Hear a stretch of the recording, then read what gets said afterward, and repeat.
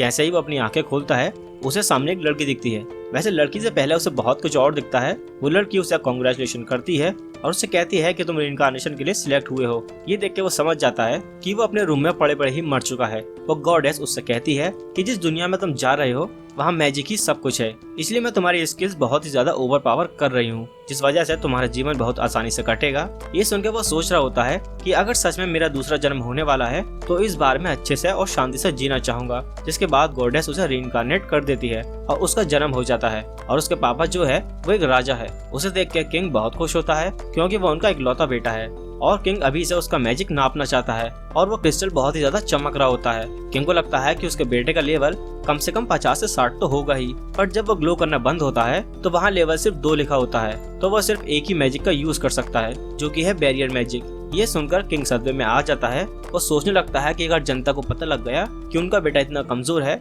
तो वो क्या सोचेंगे। इसीलिए क्वीन और किंग डिसाइड करते हैं कि वो सारी जनता में ये बात फैला देंगे कि उनका बेटा पैदा होते ही मर गया और वो इस लड़के को किसी जंगल में फेंक आएंगे। उनकी बातें सुन के ज़ेनफिश सोच रहा है अभी अभी तो पैदा हुआ था यार, अभी से ही जिंदगी झंड होने लग गई। वहीं गॉडेस परेशान हो रही थी क्योंकि उसने ज़ेनफिश को बहुत ज्यादा पावर दे दी है और उस दुनिया में सिर्फ 2 डिजिट में ही पावर को नापा जा सकता है, जिसके चक्कर में वो उसकी पावर को गलत नाप रहे हैं। और उन सब के ऊपर से वो उसे एलिमेंट देना भी भूल गई है। और हमें पता लगता है कि उसने ज़ेनफिश को 1002 लेवल दी है। तो अब मेन कैरेक्टर को जंगल में फेंक दिया गया है और वो बेचारा सोच रहा होता है कि वो करे तो क्या करे, क्योंकि वो तो इस बॉडी में हिल भी नहीं पा रहा है। फिर इसे याद आता है कि असेसमेंट के दौरान बताया गया था कि उसके पास बैरियर मैजिक है, तो वो उसी का यूज करने लगता है और अपनी इमेजिनेशन से उसकी अलग अलग शेप बना रहा होता है। इसके बाद वो बैरियर अपने ऊपर लगा लेता है और उसकी मदद से हवा में उड़ने लगता है। पर तभी एक बहुत ही बड़ा जानवर उस पर हमला कर देता है, पर वो बैरियर की वजह से वहाँ से आराम से बच जाता है। पर अपने मेन कैरेक्टर को गुस्सा आ जाता है और वो बहुत सारे छोटे छोटे बैरियर बनाता है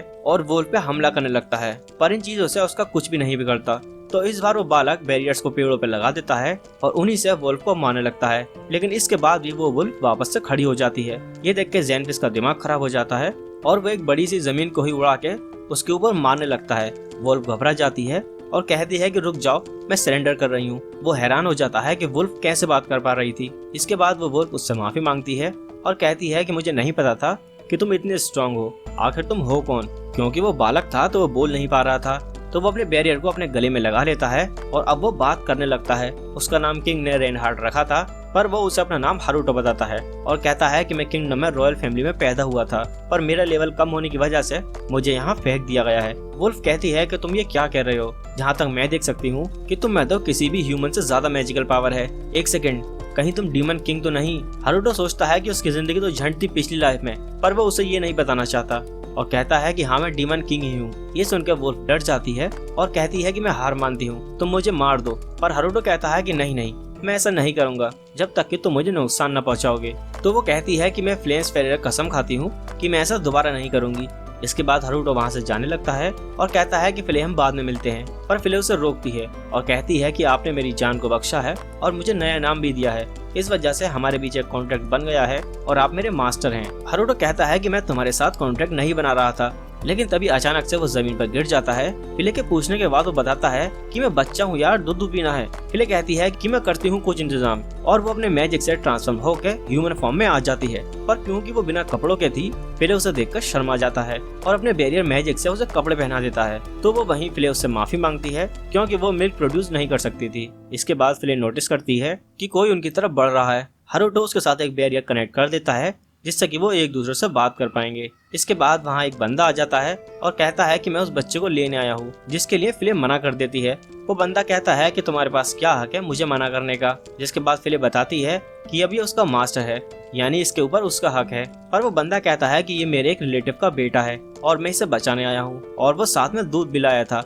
ये देख के हारूटो खुश हो जाता है और फिले से उसे लेने को कहता है। पर फिले उससे पूछती है कि तुम्हें क्या फर्क पड़ता है, इस बच्चे के साथ क्या होगा। वो बताता है कि एक बार उसकी वाइफ प्रेग्नेंट थी पर उसका बच्चा पैदा ही नहीं हो पाया, और इस बेचारे बच्चे को इसीलिए छोड़ दिया गया है क्योंकि उसकी मैजिकल पावर कम है। हर बच्चे को जो इस दुनिया में आता है उसे हक है कि उसे एक अच्छी जिंदगी जीने का मौका दिया जाए। ये सारी बातें सुन के फिले रोने लगती है और उसके बाद वो बंदा कहता है कि अगर ये तुम्हारा मास्टर है तो मैं तुम्हें इसका पर्सनल असिस्टेंट बना दूंगा। इसके बाद वो बंदा हारूटो की टोकरी को तोड़ देता है और उस पर ब्लड डाल देता है ताकि सभी को लगे कि वो मर गया है, और वो उन दोनों को अपने साथ ले जाता है। इसके बाद 9 साल बीत जाते हैं और अब उसी को वो फादर बुलाता है और साथ ही उसकी माँ और बहन भी हैं। उसकी जिंदगी यहाँ मस्त कट रही है और उसको बस एक ही प्रॉब्लम है कि उसकी छोटी बहन उसे पसंद नहीं करती। लेकिन शार्लेट फ्ले को बहुत ज्यादा पसंद करती है, जो देख के हारुटो जेलस फील करता है। शार्लेट उसके साथ खेलते हुए काफी खुश दिख रही थी। वहीं हारुटो ये सब खिड़की से देखकर दुखी हो रहा था। तभी उसकी अम्मा वहाँ आती हैं। तुम ये सब सोच के परेशान मत हो, शार्लेट को नहीं पता है कि तुम्हारी एज वाले लड़कों के साथ कैसे बिहेव किया जाता है। ये सुनकर हारुटो को लगता है कि कहीं उसे पता तो नहीं लग गया कि मैं 30 साल का हूँ। अब मुझे समझ आ गया कि क्यों नहीं खेलती वो मेरे साथ। पर उसकी मॉम उसे एडवाइस देती हैं कि क्यों ना तुम शार्लेट के लिए कुछ स्पेशल करो, और क्योंकि ये किंगडम तुम्हारा ही होने वाला है तो रूम में दिन भर बंद रहने की जगह शार्लेट के साथ थोड़ा खेला करो। इसके बाद रूम में हारुटो सोच रहा होता है कि वो यहाँ से जाना चाहता है, पर अगर वो यहाँ से गया तो फिलिप उसके साथ जाएगी, और अगर ऐसा हुआ तो शार्लेट और उससे ज्यादा नफरत करेगी। वहीं अगर वो यहाँ रहा तो वो लोग पता नहीं उससे क्या क्या करवाएंगे। हारुटो ने 9 साल लगा के अपनी ही एक कॉपी बना ली है ताकि वो उस कॉपी को यहाँ पर छोड़ दे और यहाँ से खुद चला जाए। पर अभी तक तो वो बात भी नहीं कर सकता और ना ही कुछ सोच सकता है। पर फिर उसे याद आता है कि उसे तो फ्ले की भी कॉपी बनानी पड़ेगी, जो सोच के उसका दिमाग खराब होने लगता है। तभी उसके डैड उसे नीचे बुलाते हैं क्योंकि हारुटो का माना लेवल लो है, तो वो उसे बाकी के स्किल सिखाना चाहता है।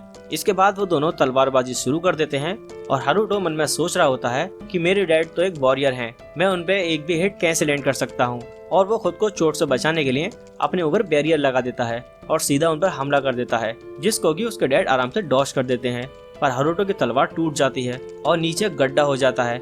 ये देख के उसके डैड हैरान हो जाते हैं। इसके बाद वो उस पर हमला करते हैं और उसे डॉज करने को कहते हैं, जिसे कि हारुटो आसानी से डॉज कर लेता है। ये देख के उसके डैड हैरान हो जाते हैं क्योंकि इस अटैक को सिर्फ वही डॉज कर पाता है जिसका लेवल 30 से ऊपर हो। और वो हारुटो से पूछते हैं कि तुमने ये सब कैसे किया। पर हारुटो को भी नहीं पता कि ये सब कैसे हो रहा है। उसे हमेशा से लगता था कि उसका लेवल 100 से ऊपर है, पर जब भी वो चेक करता था उसका लेवल हमेशा 2 होता था। और कहा जाता है कि ह्यूमन ज्यादा से ज्यादा 77 लेवल तक जा सकते हैं। और उसे लगता है कि क्योंकि उसके पास कोई भी एलिमेंट नहीं है, इसीलिए वो मैजिक को इतनी एफिशिएंटली यूज कर सकता है। इसके बाद उसके डैड कहते हैं कि शायद ये बस एक तुक्का होगा, और ये सब शार्लेट भी छुपकर देख रही थी। इसके कुछ टाइम के बाद गोल्ड अपनी बीवी को बता रहा होता है कि उसे लगता है कि हारुटो एक डीमन है। और हारुटो के डैड कहते हैं कि सीक्रेट फैमिली रिकॉर्ड में एक ऐसे आदमी के बारे में बताया गया है जिसने डीमंस के साथ इलू इलू किया था, पर डीमोनिक ट्रेड के साथ पैदा होना काफी रेयर है। हारुटो की मॉम कहती हैं कि पर ना ही उसके सींग है और ना ही उसकी पूंछ, जिस पर गोल्ड कहता है कि कहा जाता है कि रॉयल साइन में कुछ सीक्रेट पावर हैं जिसके बारे में कोई नहीं जानता, और शायद इसी वजह से फ्लेज जैसी की डीमन हारुटो को प्रोटेक्ट करती है। ये सब सुनकर हारुटो की मॉम परेशान हो जाती हैं और कहती हैं कि हमारा बच्चा एक नॉर्मल ह्यूमन है और कुछ भी नहीं। ये सुनकर वो कहता है कि चाहे कुछ भी हो जाए हम हमारे बच्चे को अच्छी जिंदगी देंगे। वहीं उनकी सारी बातें शार्लेट भी सुन लेती है। कुछ दिनों बाद हारुटो बेड पर लेटा हुआ था और वो सोच रहा होता है कि डैड आजकल काफी बिजी हो चुके हैं। तभी उसे बाहर से कुछ आवाजें आती हैं। यहाँ काफी सारे सोल्जर्स घायल पड़े हुए हैं और वो अपने डैड से जाकर पूछता है कि क्या हुआ। वो उसे बताते हैं कि हमारे किंगडम में डाकू घुस आए हैं और उनकी चोरियां लगातार बढ़ती जा रही थी। तो जब हमें उनके बेस का पता चला हम उन पर हमला करने चले गए, पर उन्हें हमारे हमले के बारे में पहले से पता था और उन्होंने हमारे सोल्जर्स के ऊपर पीछे से वार कर दिया।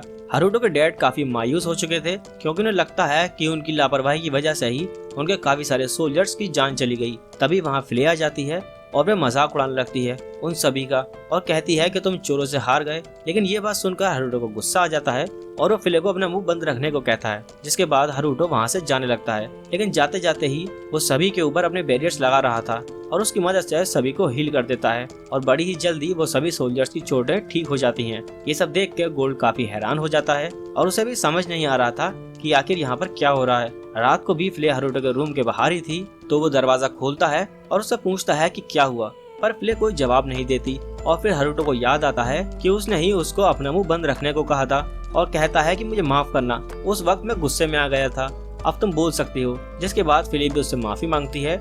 इसके बाद हारुटो अपने मैजिक से उन चोरों की लोकेशन देखने लगता है और वो देखता है कि वो सभी बहुत ही मजे में थे। इसके बाद वो दोनों उन चोरों को खत्म करने के लिए वहाँ पर चले जाते हैं और ये सभी चीजें शार्लेट देख लेती है। वो सभी चोर सेलिब्रेट कर रहे थे, लेकिन उनका लीडर कहता है कि अभी इतनी जल्दी सेलिब्रेट मत करो, अभी तो हमने गोल्ड को खत्म करना है और जिसके बाद हम अपने होमलैंड वापस चले जाएंगे। वहीं हारुटो और फ्ले उनकी सारी बातें सुन लेते हैं। हारुटो अपने बैरियर का यूज करता है, जिसकी वजह से वो सभी बिल्कुल भी हिल नहीं पा रहे होते। वो एक चोर को दीवार पे पटक देता है और बाकी सभी से कहता है अगर तुमने मुझसे झूठ बोला तुम्हें उसकी कीमत चुकानी होगी। जिसके बाद हारुटो को पता लगता है कि वो सभी उनके पास वाले एम्पायर के सोल्जर हैं जो कि चोर बन के इन किंगडम में आ गए हैं ताकि वो इस किंगडम को अंदर से तबाह कर पाए। और वो बताता है कि उनका कोई साथी यहाँ है जिसने कि उनकी मदद की है बॉर्डर को क्रॉस करने में। ये सब सुन के हारुतो सोचता है कि इस किंगडम में जरूर कोई ऐसा है जिसका इन्फ्लुएंस काफी ज्यादा है और वो उसके डैड को मारना चाहता है। जिसके बाद हारुतो फ्ले से कहता है कि वो इन सारी जगह को जलाकर राख कर दे। जिसके बाद वो उस जगह को आग लगा देती है और वहाँ से बाहर आ जाते हैं और वो अपने डैड को एक एनोनिमस लेटर भेज देता है यहाँ जो भी हुआ है वो समझाने के लिए। अगले दिन वो बंदा वही लेटर पढ़ रहा था। ये सुनकर गोल्ड कहता है कि हमारे बॉर्डर्स पे तो इतनी सुरक्षा है, आखिरकार हमारे सोल्जर्स ने ऐसा कैसे होने दिया। तभी शार्लेट पूछती है कि उन्हें किसने मारा होगा। गोल्ड कहता है कि और कौन होगा, उस जगह पे आग लगी हुई थी तो वो जरूर फ्ले ही होगी।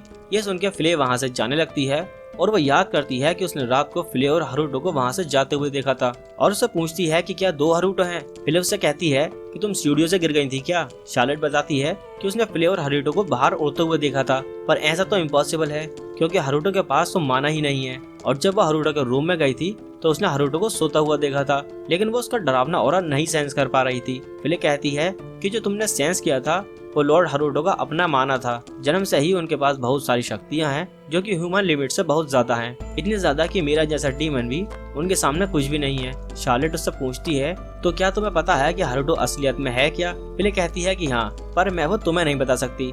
इसके बाद फ्ले हारुतो को सब कुछ बताती है कि उसकी शार्लेट से क्या बात हुई। हारुतो कहता है कि उसने रात को मुझे उड़ते हुए भी देख लिया और उसने मेरे क्लोन को भी देख लिया है। शार्लेट को मुझ पर शक हो गया है तो इसलिए वो शार्लेट पे एक बैरियर लगा देता है और साथ ही अलार्म भी लगा देता है जिससे उसे हमेशा पता रहेगा कि वो आखिर कहाँ है। फिर उससे पूछती है कि 2 हारुतो कैसे हो सकते हैं, पर हारुतो कहता है कि तुम इसकी फिक्र मत करो। रात को हारुतो सुसु करने के लिए उठता है लेकिन शार्लेट भी उसका पीछा कर रही थी। वो रुकता है और उससे पूछना चाहता है कि वो क्या कर रही है, पर उसके मुड़ते ही शार्लेट डर से वहाँ से भाग जाती है।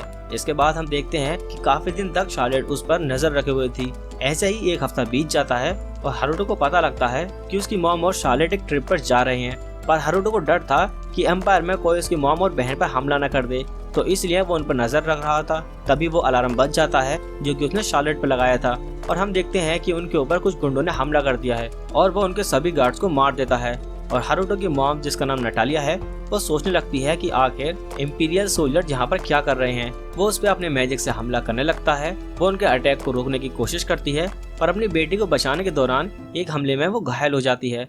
तभी शार्लेट के कान के पास एक बैरियर आ जाता है और वो उस बैरियर की आवाज सुन के मॉम को डायरेक्शन बताने लगती है। जिसके बाद वो एक खाई के पास आ जाते हैं और शार्लेट उसे कूदने को कहती है और इसके बाद वो एक गुफा में पहुंच जाते हैं। इसके बाद नटालिया शार्लेट को वहीं रुकने को कहती है और उसे लगता है कि जो उसे डायरेक्शन दे रहा था वो जरूर हीरो ऑफ जस्टिस होगा और वो उसे ढूंढने के लिए वहां से चली जाती है। केव के बाहर आने के बाद वो देखती है कि वो केव एक इल्यूजन मैजिक से बनाया था। तभी वो नाइट्स वहां आ जाते हैं लेकिन शार्लेट खुद को कैप्चर होने नहीं देना चाहती और खुद की जान लेने वाली थी, लेकिन तभी उसका चाकू टूट जाता है और उसे करंट लगता है जिसकी वजह से वो बेहोश हो जाती है। उसी वक्त वहाँ हारुतो भी पहुंच जाता है। इसके बाद हारुतो गुस्से में उन सभी नाइट्स पर हमला करता है जिससे वो सभी उड़ते हुए जाते हैं और पेड़ से टकराते हैं। हारुतो मॉम को केव के अंदर लेके जाता है और वो शार्लेट से कहता है कि ये बेहोश हो गई हैं पर ये बिल्कुल ठीक हैं और तुम अगर यहाँ वेट करोगी तो मदद जरूर आएगी। शार्लेट को फिर से वही डरावना ऑरा फील होता है और वो मुड़ के हारुतो का नाम बुलाती है। हारुतो मुड़ के कहता है व्हाट। अब हारुतो उससे पूछती है कि क्या तुम हीरो ऑफ जस्टिस हो। हारुतो को कुछ भी समझ नहीं आ रहा होता पर वो कहता है कि हाँ, तुमने सही पहचाना। शार्लेट कहती है कि मॉम ने मुझे बताया था कि हीरो ऑफ जस्टिस के पास बहुत सारी पावर्स होती हैं क्रिमिनल्स को पनिश करने के लिए, पर मैं भी कितनी गधी हूँ, मैं अभी तक तुम्हें पहचान नहीं पाई। और हारुतो कहता है कि वो इन सभी बातों को सीक्रेट रखे, जिसके लिए शार्लेट मान जाती है। इसके कुछ टाइम के बाद एक आदमी आके हारुतो के डैड को बता रहा होता है कि नटालिया और शार्लेट बिल्कुल ठीक हैं, फिले अब उनके साथ है और वो जल्दी किंगडम में वापस आ जाएंगे। इसके बाद हारुतो के डैड उससे पूछते हैं कि इन सब के बारे में तुम्हारा क्या ख्याल है। हारुतो कहता है कि लगता है ये सारे हीरो अपनी आइडेंटिटी छुपाना चाहते हैं, पर शायद जब भी ये इंपीरियल सोल्जर्स उन पर हमला करेंगे वो वापस जरूर आएगा। हारुतो के डैड उससे पूछते हैं कि तुम्हें कैसे पता कि वो इंपीरियल सोल्जर्स थे। हारुतो बहाने बनाने लगता है और कहता है कि मैंने तो बस गैस किया था, क्या मेरा गैस सही था। हारुतो के डैड कहते हैं कि मुझे कभी कभी यकीन नहीं होता कि तुम सिर्फ एक 9 साल के बच्चे हो। हारुतो मन में कहता है माफ करना पर मैं अधेड़ उम्र का हूँ। इसके बाद सेफली शार्लेट और नटालिया वहाँ पर पहुँच जाते हैं। पहले शार्लेट अपने पापा से मिलती है पर उसके बाद वो जाके हारुतो को गले लगा लेती है और ये देख के उसके पेरेंट्स भी काफी हैरान होते हैं। और शार्लेट कहती है कि वो अभी तक हारुतो को गलत समझ रही थी और बेचारे हारुतो को पहली बार उसकी छोटी बहन गले लगा रही थी। जिसकी वजह से वो बहुत खुश था, पर इससे फ्लेयर जेलस फील करती है और उससे उसको दूर रहने को कहती है। इसके बाद शार्लेट रोज उसके रूम में पहुंच जाती है और उसके साथ खेलना चाहती है। ऐसे ही एक दिन शार्लेट हारुतो को सर्विस मैसेज यूज करता हुआ देखती है और उसकी काफी तारीफ करती है। वहीं हारुतो कहता है कि हाँ, ये कमाल तो है, पर इस एंशिएंट मैजिक को सीखना बहुत ही मुश्किल है क्योंकि उसकी सारी जानकारी लॉस्ट हो चुकी है। पर शार्लेट उससे कहती है कि ऐसा बिल्कुल भी नहीं है, अभी भी इसके बारे में लाइब्रेरी में बुक्स पड़ी हुई हैं। इसके बाद शार्लेट उसे लाइब्रेरी में ले जाती है और उसे काफी सारी बुक्स उठा के देती है। उन बुक्स में हारुतो पढ़ता है कि एंशिएंट मैजिक नॉन एलिमेंट होते हैं और इतनी चीजें पढ़ने के बाद उसे लगने लगता है कि कहीं उसका बैरियर मैजिक भी एंशिएंट मैजिक से तो रिलेटेड नहीं है। वो दोनों जब बुक को पढ़ रहे होते हैं, हारुतो कहता है कि ये सारी चीजें तो मैंने एनीमे में देखी हैं। तो शार्लेट उससे पूछती है कि आखिर ये एनीमे क्या होता है। वो बड़ी तेजी से ही एनीमे के बारे में उसे बताता है, जिसे सुन के वो एक्साइटेड हो जाती है और कहती है कि उसे भी एनीमे देखना है। 2 हफ्ते बाद किसी तरीके से हारुतो ने मॉडर्न जापानीज इंटरनेट से कनेक्शन बिठा लिया था, जहाँ से शार्लेट को एक एनीमे दिखता है। शार्लेट पिक्चर्स को मूव होता हुआ देख के और उसमें से आवाज आते हुए देख के बहुत खुश हो जाती है, पर वो लड़की क्या बोल रही थी उसे समझ में नहीं आ रहा था। शार्लेट के कहने पर हारुतो उसे जापानीज सिखाने को तैयार हो जाता है, पर उसे लगता है कि वो सिर्फ 5 साल की है तो वो उसके लिए काफी मुश्किल होगा। पर शार्लेट इतनी जल्दी जापानीज सीख रही थी कि हारुतो को लगता है कि ये कोई जीनियस है। 2 हफ्ते के अंदर शार्लेट जापानीज सीख जाती है और वो अब कुछ ज्यादा ही समय एनीमे देखने में बिता रही थी।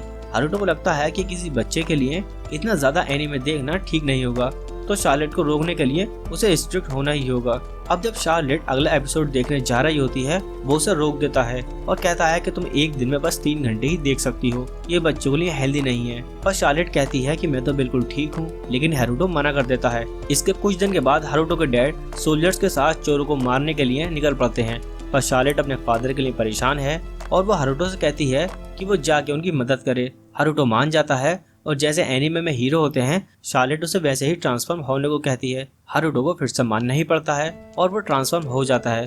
उसके साथ ही वो पहले से बड़ा हो गया था। अब शार्लेट उसके साथ जाने की जिद करने लगती है, पर हारुतो उसे मना करता है और उसे कहता है कि तुम यहीं से देख लेना। हारुतो उन चोरों को ढूंढ के अपने बैरियर मैजिक से उन सभी को एक जगह रोक देता है। वो उन सभी को ऐसे ही छोड़ के जाने वाला था, पर फिर वो सोचता है कि शार्लेट उसे लड़ता हुआ देखना चाहती होगी, तो वो जाके उन चोरों की कुटाई कर देता है और बड़ी ही जल्दी सभी को मार गिराता है। उसी वक्त उसके डैड भी वहाँ पहुँच जाते हैं और वो खुद को इंट्रोड्यूस करने के बाद उसका नाम पूछते हैं। हारुतो को समझ में नहीं आ रहा होता कि वो क्या बोले, तो वो घबराया हुआ बोल देता है कि मैं ब्लैक रेंजर हूँ।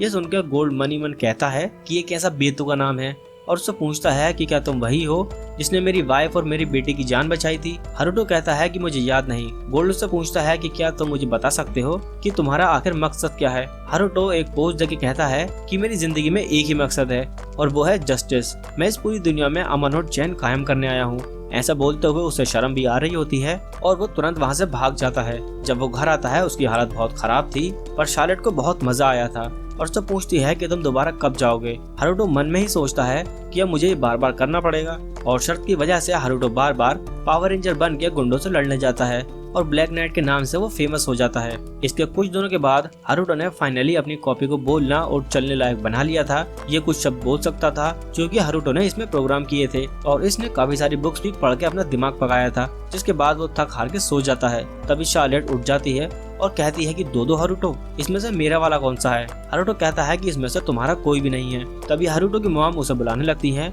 हारुतो अपने क्लोन से पूछता है कि क्या तुम मेरे बदले चले जाओगे, पर वो मना कर देता है। वहाँ प्रिंस लोइस और प्रिंसेस मरियाना आए थे, जिनका की स्वागत पूरी गोल्ड फैमिली कर रही है। वो प्रिंस काफी ज्यादा बदतमीज था, जिसे देख के हारुतो कहता है कि तो ये है मेरे भाई बहन। मरियाना लाओस को बदतमीजी करने से मना करती है, लेकिन लाओस बड़बड़ किए ही जा रहा था। तभी वो प्रिंस हारुतो को देखता है और उसे कहता है कि तुम वही हो ना जिसे कि ऑर्फनेज से उठा के लाए थे। उसे पता लगता है कि हारुतो का लेवल 2 है और वो उसे फाइट के लिए चैलेंज कर देता है। इसके बाद वो दोनों आमने सामने होते हैं और लाओस कह रहा होता है कि फिक्र मत करो, मैं तुम्हें ज्यादा चोट नहीं पहुंचाऊंगा। हारुतो उसका लेवल चेक करता है तो वो देखता है कि उसका लेवल 9 है और वो मैक्सिमम 40 तक जाएगा। वहीं उसके डैड का लेवल 32 है और प्रिंसेस मरियाना का लेवल 14 है। शार्लेट ने उसे बताया था कि इस दुनिया में जिसका लेवल सबसे ज्यादा था वो था 77। इसके बाद लाओस उस पर हमला कर देता है, पर हारुतो आसानी से उसके हमले को डॉज कर लेता है। ये देख के लाओस कहता है कि यहाँ से डॉज मत करो, मैं तुम्हें फिर तमीज कैसे सिखाऊंगा। जिसके बाद हारुतो अपने ऊपर बैरियर लगा लेता है और उससे पिटने की एक्टिंग करने लगता है। मारते मारते उसका सर कुछ ज्यादा ही चढ़ जाता है, तो वह कहता है कि क्यों बे गैंडे, हिम्मत है तो मार के दिखा। तो हारुतो कहता है कि अच्छा जैसा आप कहें, और उसके टकले पे एक जोर से मारता है जिससे वो सीधा जमीन पे गिरता है। ये देख के सभी हैरान हो जाते हैं। लाओस फिर से खड़ा होता है लेकिन हारुतो फिर से उसे नीचे गिरा देता है। प्रिंसेस गोल्ड से पूछती है कि क्या सच में इसका लेवल 2 है। गोल्ड कहता है कि पता नहीं, अब जो भी है मैंने इसे एक्सेप्ट कर लिया है। इसके बाद प्रिंस को गुस्सा आ जाता है और वो हारुतो पे फायर बॉल्स का हमला कर देता है और हारुतो अपने बैरियर का यूज करके उसके फायर बॉल को एब्जॉर्ब कर लेता है। लाओस को समझ नहीं आ रहा था कि क्या हो रहा है और वो लगातार ही उस पर फायर बॉल से हमला करता रहता है, पर एक भी हमला हारुतो तक नहीं पहुंचता। लॉइस ये सब देख के हैरान था और कहता है कि ऐसा कैसे हो सकता है, तुम्हारा लेवल तो 2 है। हारुतो कहता है कि तुम्हें तुम्हारा मैजिक वापस चाहिए और उसकी पावर देख के लाओस घुटने टेक देता है। प्रिंसेस अपने भाई की हरकतों के लिए माफी मांगती है और उससे पूछती है कि क्या तुम्हारा लेवल सच में 2 है। हारुतो हाँ कहता है और वहाँ से निकल जाता है। वहाँ से आने के बाद हारुतो सोच रहा होता है कि रॉयल कैपिटल को पता है कि मेरा लेवल 2 है, तो क्या ऐसा हो सकता है कि मेरे पेरेंट्स मेरे बारे में पता कर रहे हो। अगले दिन शार्लेट कुछ चोरों को देखती है और हारुतो से उन्हें रोकने को कहती है। तभी फिले भी वहाँ पर आ जाती है और उनके साथ जाना चाहती है और शार्लेट भी उसे ले जाने को कहती है। वो कहती है कि जब भी हीरो कोई मुसीबत में फंसता है तो उसका पार्टनर उसे आके बचाता है। ऐसे हर स्टोरी में होता है। हारुतो उसे ले जाना नहीं चाहता था पर दोनों जिद करने लगते हैं तो उसे मानना ही पड़ता है। वो जाने से पहले फिले को बोलता है कि वो कोई भी खून खराबा ना करे क्योंकि शार्लेट उन्हें देख रही होगी। इसके बाद हारुतो उन चोर के पास पहुंच जाता है और उनके साथ भी फिले अपनी एंट्री लेती है और कहती है कि मैं क्रिम्सन नाइट हूँ, और हारुतो के मना करने के बावजूद भी वो उन्हें झुलसा झुलसा के मारने लगती है। जिसके बाद हारुतो अपने बैरियर से उन चोरों को बचा लेता है और फिले के कान के नीचे एक टपली लगाता है और कहता है कि मैंने कहा था ना ऐसा खून खराबा नहीं करना, और कहता है कि तुम रहने दो, मैं इन्हें देख लूंगा। हारुतो बेचारा थक हार के हालात में वापस आता है पर शार्लेट बहुत खुश थी और वो फिले को हीरो वाले पोज भी बताने लगती है। इसके बाद हम प्रिंस को देखते हैं जो कि हारुतो से हारने के बाद काफी गुस्से में है। तभी एक बंदा वहां आता है और उसे खाने के लिए बुलाता है और वो उससे कहता है कि कल के टूर पर शार्लेट को भी इनवाइट करना। प्रिंस उसे ले जाना नहीं चाहता पर वो बंदा कहता है कि ये सारा ऑर्डर किंग का है। अगले सीन में हम शार्लेट को देखते हैं और उसके साथ हारुतो का क्लोन था। शार्लेट हारुतो के लिए खाना लाई थी और वो क्लोन कहता है कि तुम्हारी हिम्मत कैसे हुई, मुझे वो खाना खाने के लिए तुमने भेज दिया, मैं तंग आ गया हूँ वो सारे काम कर करके जो कि तुम नहीं करना चाहते। और वो बेड पर लेट जाता है और शार्लेट हारुतो को बताती है कि वो कल टूर पर जा रही है, जो सुनकर हारुतो डिसाइड करता है कि वो भी उसके साथ जाएगा। बाद में हारुतो कल के टूर का रास्ता देख रहा होता है तब इसे कुछ लोग देखते हैं जो कि पता नहीं क्या कर रहे थे। हारुतो उनके पास पहुंच जाता है और वो उनसे पूछता है कि भाई लोग क्या चल रहा है। यहाँ पर वो सभी उस पर हमला करने लगते हैं पर हारुतो उन सभी को बड़ी आसानी से हरा देता है। लेकिन तभी एक आदमी उस मैजिक सर्कल से काफी सारे स्केलेटन को संभल कर देता है और वो सभी हारुतो पर हमला कर देते हैं। हारुतो बड़ी ही आसानी से उन सभी को मार देता है पर वो बार बार वापस से खड़े होते जा रहे थे। तभी अचानक से उसकी नजर चेस्ट पे कुछ लाल चीज पे पड़ती है, जिसके बाद वो स्केलेटन बाकी सभी पर हमला करने लगते हैं। इससे परेशान होकर वो बंदा एक गोलम को समन कर देता है। उसे देख के हारुतो थोड़ा डर जाता है और उससे बचने के लिए अपने बैरियर का यूज करता है पर वो गोलम उसके बैरियर को तोड़कर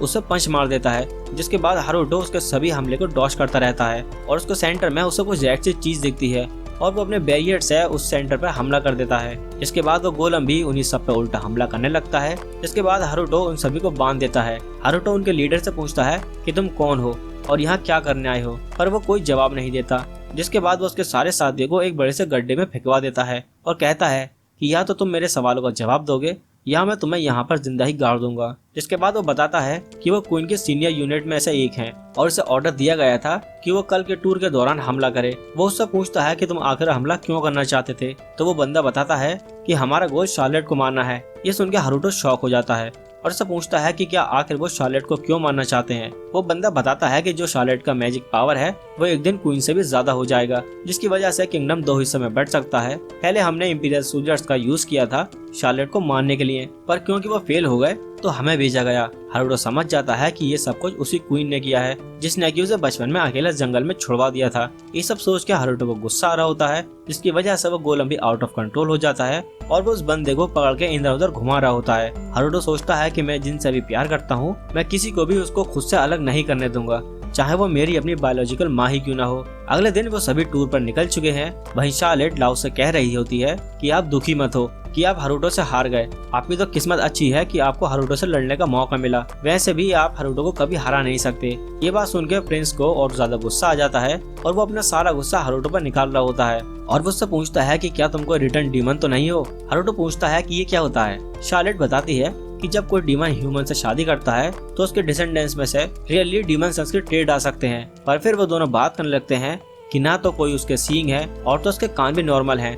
इसके बाद वो सभी अपने डेस्टिनेशन पर पहुंच जाते हैं। शार्लेट और प्रिंसेस खेतों में खेलने के लिए चले जाते हैं। वहीं हारुतो अपने डैड के पास जाता है और वो उन्हें बताता है कि शायद क्वीन कॉन्सर्ट शार्लेट को मारना चाहती है।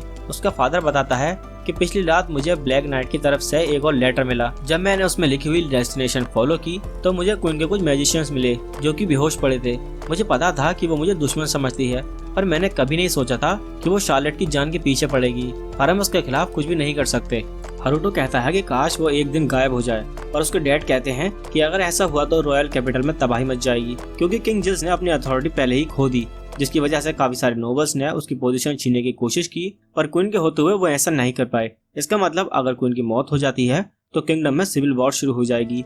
इसके आगे उसके डैड बताते हैं कि तुम्हारे पैदा होने से 2 साल पहले किंग के द्वारा एक आर्मी बनाई गई थी डीमन किंग को खत्म करने के लिए। उसके साथ गिजुलेट भी थी जिसने कि अकेले ही डीमन किंग को मार डाला, जिसकी वजह से उसे सभी लोग हीरो कहने लगे और सभी लोग उसे फ्लैश प्रिंसेस के नाम से जानने लगे। जिसके बाद उसने किंग से शादी कर ली और अब वो किंगडम को किसी भी तरीके से अपने कब्जे में करना चाहती है। पर हाँ, अगर कोई कॉन्सर्ट से पावरफुल आ गया तो फिर अलग बात है। तो हारुतो से पूछता है तो आप क्यों नहीं किंग बन जाते, जिस पर वो कहते हैं कि मुझे पॉलिटिक्स के बारे में ज्यादा कुछ नहीं पता तो मैं किंग नहीं बन सकता। पर हाँ, एक इंसान जरूर है जो कि अभी बहुत छोटी है और बड़ी होने के बाद वो जरूर इस किंगडम को लीड कर सकती है। हारुतो कहता है कि आप शार्लेट की बात कर रहे हैं ना। उसके डैड कहते हैं कि अभी उसे नहीं पता, पर वो एक दिन क्वीन से ज्यादा पावरफुल होगी। और वो हारुतो से कहता है कि तुम जानते हो ना कि मैं तुमसे क्या चाहता हूँ। हारुतो कहता है कि हाँ, जब तक शार्लेट बड़ी नहीं हो जाती मैं उसे प्रोटेक्ट करूंगा। फिलिस उसके पास आके कहती है कि मैं उस औरत को मार दूंगी और आपकी पिछली जिंदगी का बदला लूंगी। पर हारुतो कहता है कि नहीं, मैं उसे मारूंगा। वो औरत फिर से जरूर कुछ प्लान करेगी और मुझे शार्लेट को प्रोटेक्ट करना होगा। लगता है माँ बेटे का फिर से मिलने का समय आ चुका है। इसके बाद हम क्वीन को देखते हैं, जिसे यहाँ सभी लोग बता रहे होते हैं कि एक ब्लैक नाइट नाम का एक बंदा है और वो वही है जो कि बॉर्डर पे हम सभी को मार रहा है। हमें लगता है कि उसी ने समुद्र यूनिट को खत्म किया होगा। ये सुनकर क्वीन को गुस्सा आ जाता है और वो कहती है कि तुमसे एक छोटा सा बच्चा नहीं मारा जा रहा, और कहने लगती है कि मैं इस तलवार से उस ब्लैक नाइट को मार दूंगी जिससे कि मैंने डीमन किंग को मारा था। तभी वहाँ ब्लैक नाइट पहुँच जाता है और वो अपने बैरियर मैजिक का यूज करके सभी को बेहोश कर देता है। और वहाँ पहुँच के वो कहता है कि स्वागत नहीं करोगे हमारा। क्वीन इसे देख के कहती है कि यहाँ इतने सारे बैरियर थे, तुम अंदर कैसे आ गए। ब्लैक नाइट कहता है कि अच्छा, वो सारी चीजें उन्हें तो मैंने तोड़ दिया। इसके बाद क्वीन अपने मैजिक से हारुतो को पानी में डुबाने की कोशिश करने लगती है, लेकिन हारुतो आराम से पैरों के नीचे बैरियर बना लेता है और बाहर आ जाता है। इसके बाद क्वीन फिर से उस पर हमला कर देती है, लेकिन हारुतो अपने बैरियर का यूज करके आराम से बच जाता है। इसके बाद क्वीन फिर से फायर का यूज करती है जो कि हारुतो को लग जाता है और हारुतो नीचे गिर जाता है। क्वीन को लगता है कि उसने हारुतो को हरा दिया, पर हारुतो खड़ा होता है और कहता है कि ओह, तुम स्वॉर्ड के अलावा इतने सारे एलिमेंट्स का यूज कर सकती हो, मुझे तो सच में जलन हो रही है। तभी हारुतो अचानक से उस पर हमला कर देता है, लेकिन क्वीन उसके अटैक को ब्लॉक कर लेती है और वो उसका ऑरा बिल्कुल भी सेंस नहीं कर पा रही थी। इसके बाद हारुतो लगातार ही क्वीन पर अटैक करता रहता है। उसके अटैक को ब्लॉक करते करते क्वीन का माना खत्म हो रहा होता है, तो वो अपने स्वॉर्ड बाहर निकाल के उस पर हमला कर देती है, जिसके बाद हारुतो भी उससे तलवार से लड़ने लगता है। क्वीन हारुतो पर भारी पड़ रही थी और वो कहती है कि मैं इस दुनिया में सबसे ज्यादा स्ट्रॉन्ग हूँ, कोई भी मुझे हरा नहीं सकता। लेकिन तभी हारुतो उसकी तलवार को पीछे गिरा देता है और उसके गले में कॉलर लगा देता है। क्वीन कॉलर को निकालने की कोशिश करने लगती है, पर हारुतो कहता है कि अगर तुमने इसे निकालने की कोशिश की तो अपना सर खो बैठोगी, और तुमसे मेरी एक डिमांड है कि तुम गोल्ड फैमिली और उनके एरिया के ऊपर भी कुछ नहीं करोगी। ये कॉलर तुम्हारी गर्दन पर लटका रहेगा जब तक मैं तुम्हें माफ करने के लायक न समझूं। इसके बाद सीधा हम 5 साल के बाद का टाइम देखते हैं और दोनों ही प्रिंस और प्रिंसेस काफी बड़े हो चुके हैं। वहीं शार्लेट ने इन 5 सालों में कुछ भी नहीं किया है और वो अभी अभी स्नो में खेलने आई है। यहाँ हारुतो फिले से पूछता है कि क्या तुम्हें ठंड नहीं लग रही। फिले कहती है कि ये पहली आउटफिट थी जो आपको पसंद आई थी, तो मैं इसके अलावा कुछ और कैसे पहन लूं। तो फिले अपने बैरियर मैजिक से उसके लिए नए कपड़े बना देता है और उससे कहता है कि इसके बाद अगर तुम्हें कोई प्रॉब्लम हो तो मुझे बताना। फिले कहती है कि हाँ, मेरे पास 10 और प्रॉब्लम है, पर हारुतो उस वक्त मना कर देता है। इसके बाद शार्लेट हारुतो को एक अटैक के बारे में बताती है जो कि उसने सीखा था, लेकिन वो उसे यूज नहीं कर सकती थी, तो हारुतो को वो यूज करने के लिए कहती है। हारुतो उसे मना नहीं कर पाता और वो अटैक करके उसे दिखाता है, जो कि देख के शार्लेट बहुत खुश हो जाती है। उसी वक्त उनके वहाँ पर पेरेंट्स आ जाते हैं और वहाँ वो बड़ा सा छेद देख के हैरान हो जाते हैं। शार्लेट कहती है कि इससे तो उन्हें तुम्हारे सीक्रेट आइडेंटिटी के बारे में पता लग जाएगा।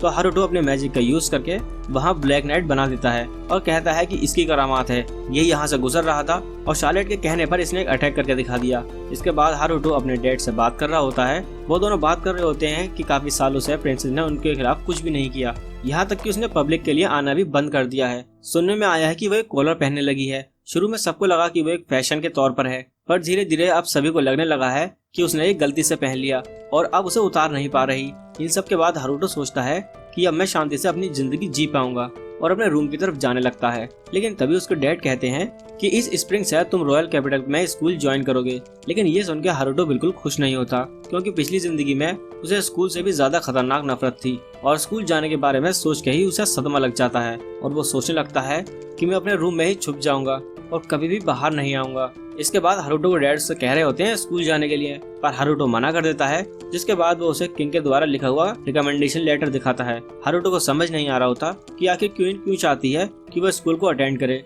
हारुतो को डैड बताते हैं कि प्रिंस लाओस भी एक ग्रेड स्केप करके उस स्कूल में अटेंड करेगा, जिसे सुनकर हारुतो दुखी हो जाता है। इसके बाद हारुतो के डैड कहते हैं कि तुम जब वहाँ जाओगे अपने साथ किसी को लेके जाना, क्योंकि वो एक नई जगह है, तुम अकेले नहीं रह सकते। तो फ्ले कहती है तो फ्ले को तो वो नहीं लेकर जा सकता, क्योंकि वो तो प्रॉब्लम ही क्रिएट करेगी। तो हारुतो की मॉम आके कहती है तो मैं चली जाती हूँ तुम्हारे साथ, पर ये सुनकर वो दोनों ही मना कर देते हैं। तो हारुतो की मॉम कहती है कि तुम्हारे पास 3 महीने हैं, इस टाइम में तुम ढूंढ लो कि तुम अपने साथ किसको लेकर जाओगे। लेकिन हारुतो अभी भी स्कूल जाने के लिए बिल्कुल भी तैयार नहीं है। वो अपनी कॉपी से कहता है कि तुम मेरे बदले स्कूल चले जाना, लेकिन उसकी कॉपी मना कर देती है। हारुतो कहता है कि तुम मैजिक यूज नहीं कर सकते, तो ऐसे में तुम्हें स्कूल से निकाल दिया जाएगा और सारा इल्जाम किंग पे चला जाएगा कि उसने तुम्हारे लिए रिकमेंडेशन लेटर क्यों लिखा था। पर उसकी कॉपी कहता है कि तो तुम क्यों नहीं चले जाते, बस अपनी मैजिक पावर का यूज मत करना।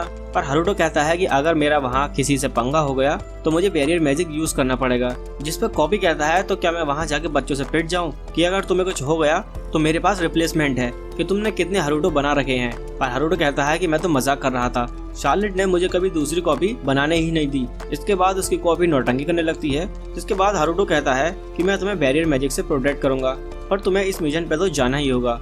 तो न चाहते हुए भी कॉपी को उसकी बात माननी पड़ती है। इसके बाद हम एक घर को देखते हैं जिसे कि हारुतो ने 5 साल लगा कर बनाया है अपने रहने के लिए। वो अपने मस्त गेम ही खेल रहा होता है कि वहाँ शार्लेट और फिले पहुँच जाते हैं और शार्लेट वहाँ एनीमे देखने आई थी। हारुतो से पूछता है कि तुम काफी समय से यहाँ नहीं आई हो, तो मुझे लगा कि तुमने एनीमे देखना बंद कर दिया। पर शार्लेट कहती है कि मुझे और भी ज्यादा पढ़ाई करनी पड़ रही है, इसकी वजह से मुझे यहाँ आने का टाइम नहीं मिलता, पर मैं और एनीमे देखना चाहती हूँ। तो हारुतो कहता है कि मैं तुम्हें यहाँ टेलीपोर्ट कर सकता हूँ और उसे अपने नया मैजिक दिखाता है, पर मैंने अभी तक इसे किसी जिंदा चीज पर टेस्ट नहीं किया है। तो फिले अपनी कॉपी से कहता है कि ये कॉपी जरा इसके पास आना।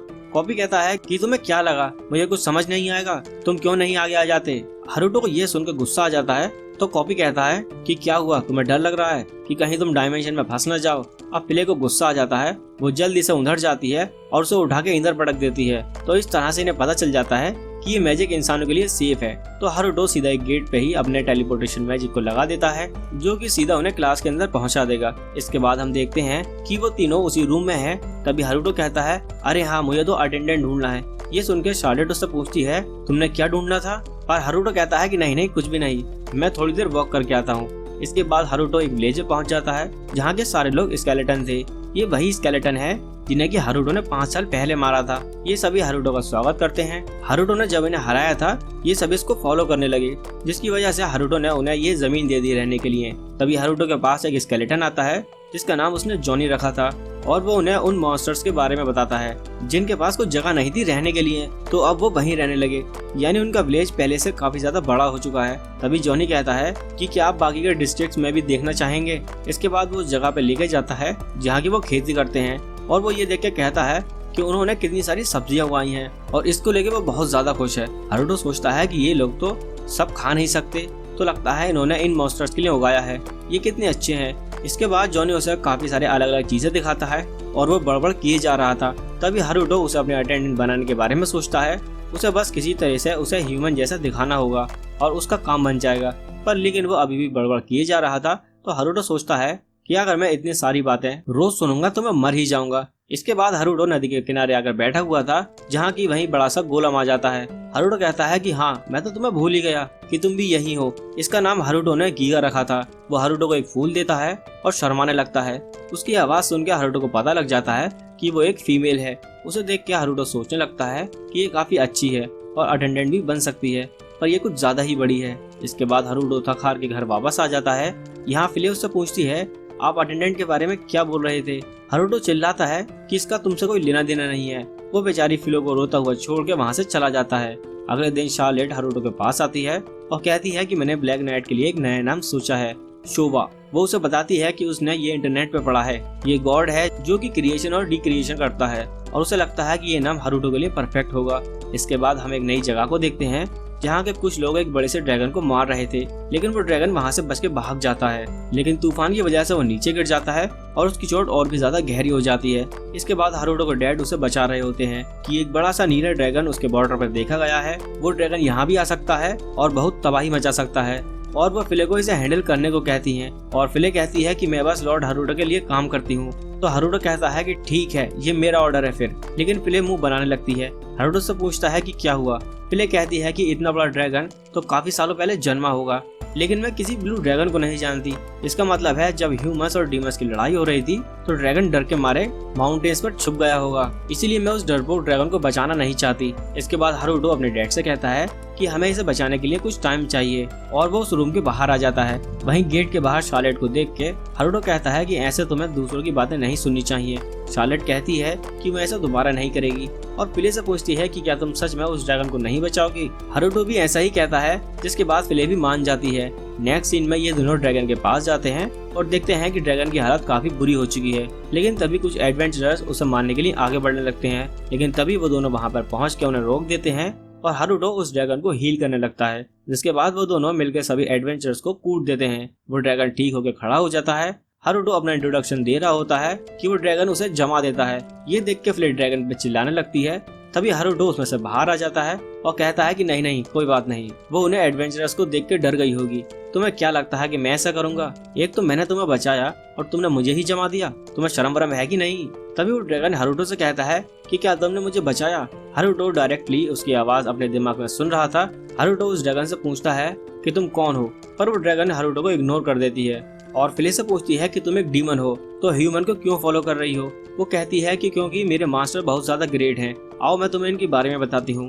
वो पूरी कहानी बताने में सारा दिन गवा देती है और शाम हो चुकी थी। सारी कहानी सुनने के बाद ड्रैगन कहती है कि हाँ, मैं समझ चुकी हूँ। इसे पता था कि एक डीमन किंग दोबारा से रीइंकार्नेट होकर वापस आएगा।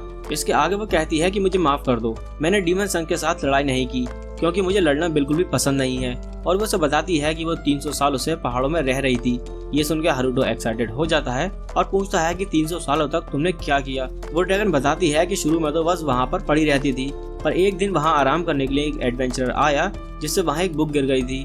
वो बुक मैंने कई बार पढ़ी और मुझे और भी बुक पढ़नी थी, तो फिर मैं शहर की तरफ चली गई और ह्यूमन में बदल के बहुत सारी बुक्स लेके आती थी और काफी सारी नॉलेज इकट्ठा की। लेकिन एक दिन एडवेंचरर्स को उसकी लोकेशन का पता चल गया और उसके बाद ये सारी घटना घट गई। ये कहानी सुन के फिले रोने लगती है और कहती है कि मैं पैडम नियम में तुम्हें आने की इजाजत देती हूँ। हारुतो से पूछता है कि ये पैडम नियम क्या है। फिले कहती है कि जो आपका विलेज है उसका नाम शार्लेट ने पैडम नियम रखा है। हारुतो कहता है कि हम तुम्हें यहाँ रहने के लिए घर देंगे, तो क्या तुम हमारे साथ चलोगी? वो ड्रैगन कहती है कि मैं एक ब्लीच ड्रैगन हूँ और मैं अभी से आपको अपने मास्टर के रूप में एक्सेप्ट करती हूँ। अब से मेरी जिंदगी आपकी है। और उसे बदलता हुआ देख के हारुतो समझ जाता है कि वह ह्यूमन में ट्रांसफॉर्म होने जा रही है, तो वह जल्दी से उसे कपड़े पहना देता है। जिसके बाद हारुतो खुद को इंट्रोड्यूस कराता है, पर वो कहती है कि मेरा नाम नहीं है, तो हारुतो उसका नाम लीजा रख देता है, जो कि उसको बहुत पसंद भी आता है। तभी फिले कहती है कि लीजा, मैं लॉर्ड हारुतो की जिंदगी में पहले आई थी, तो तुम इसका मतलब समझ रही हो ना? लीजा कहती है कि हाँ। तभी हारुतो उन्हें अपने पीछे आने को कहता है। लीजा अपने ह्यूमन फॉर्म में भी उड़ सकती थी, तो वह उड़ के उसके पीछे जाने लगती है। वहीं नीचे फिले गुस्से में थी और वह बेचारी दौड़ के उसके पीछे जा रही थी। अगले दिन हारुतो लीजा को अपनी फैमिली से मिलवाता है और कहता है कि ये लीजा है, एक ब्लेजर ड्रैगन, और ये एक मेड की तरह काम करना चाहती है। शार्लेट और नटालिया उसे देख के काफी खुश होते हैं। वहीं गोल्ड कहता है कि मुझे यकीन नहीं होता कि ये एक ब्लीच ड्रैगन है, इस बात को चलो भूल जाते हैं। कि तुम इसे यहाँ कैसे लेके आए हो, मुझे इससे कोई प्रॉब्लम नहीं है जब तक ये क्लास के रूल्स को फॉलो करेगी। इसके बाद फिले लीजा को काम सिखा रही होती है। सबसे पहले वो उसे झाड़ू मारना सिखाती है, लेकिन उसी से झाड़ू टूट जाती है और वो लीजा से कहती है कि देखा तुमने, ऐसी चीजें हो सकती है तो तुम्हें संभाल के काम करना होगा। इसके बाद लीजा झाड़ू मारना शुरू करती है तो वो बहुत अच्छे से झाड़ू लगा रही थी, जो देख के फिले कहती है कि तुमने तो अच्छी झाड़ू लगा दी। इसके बाद फिले उसे बर्तन साफ करना सिखा रही थी। लीजा भी ये काम बहुत अच्छे से कर रही थी, लेकिन फिले के सारे बर्तन टूट रहे थे।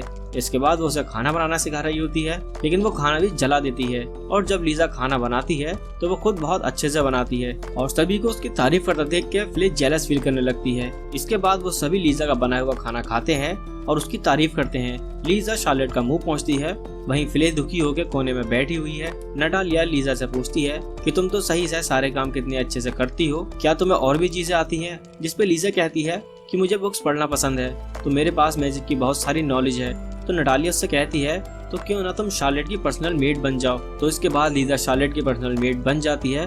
वो सुबह सुबह उसे उठाती है और उसे उठाने के बाद उसके कपड़े चेंज करवा के बाहर लाती है और उसे अलग अलग मैजिक सिखाने लगती है और साथ ही वो उसकी पढ़ाई में भी मदद कर रही थी।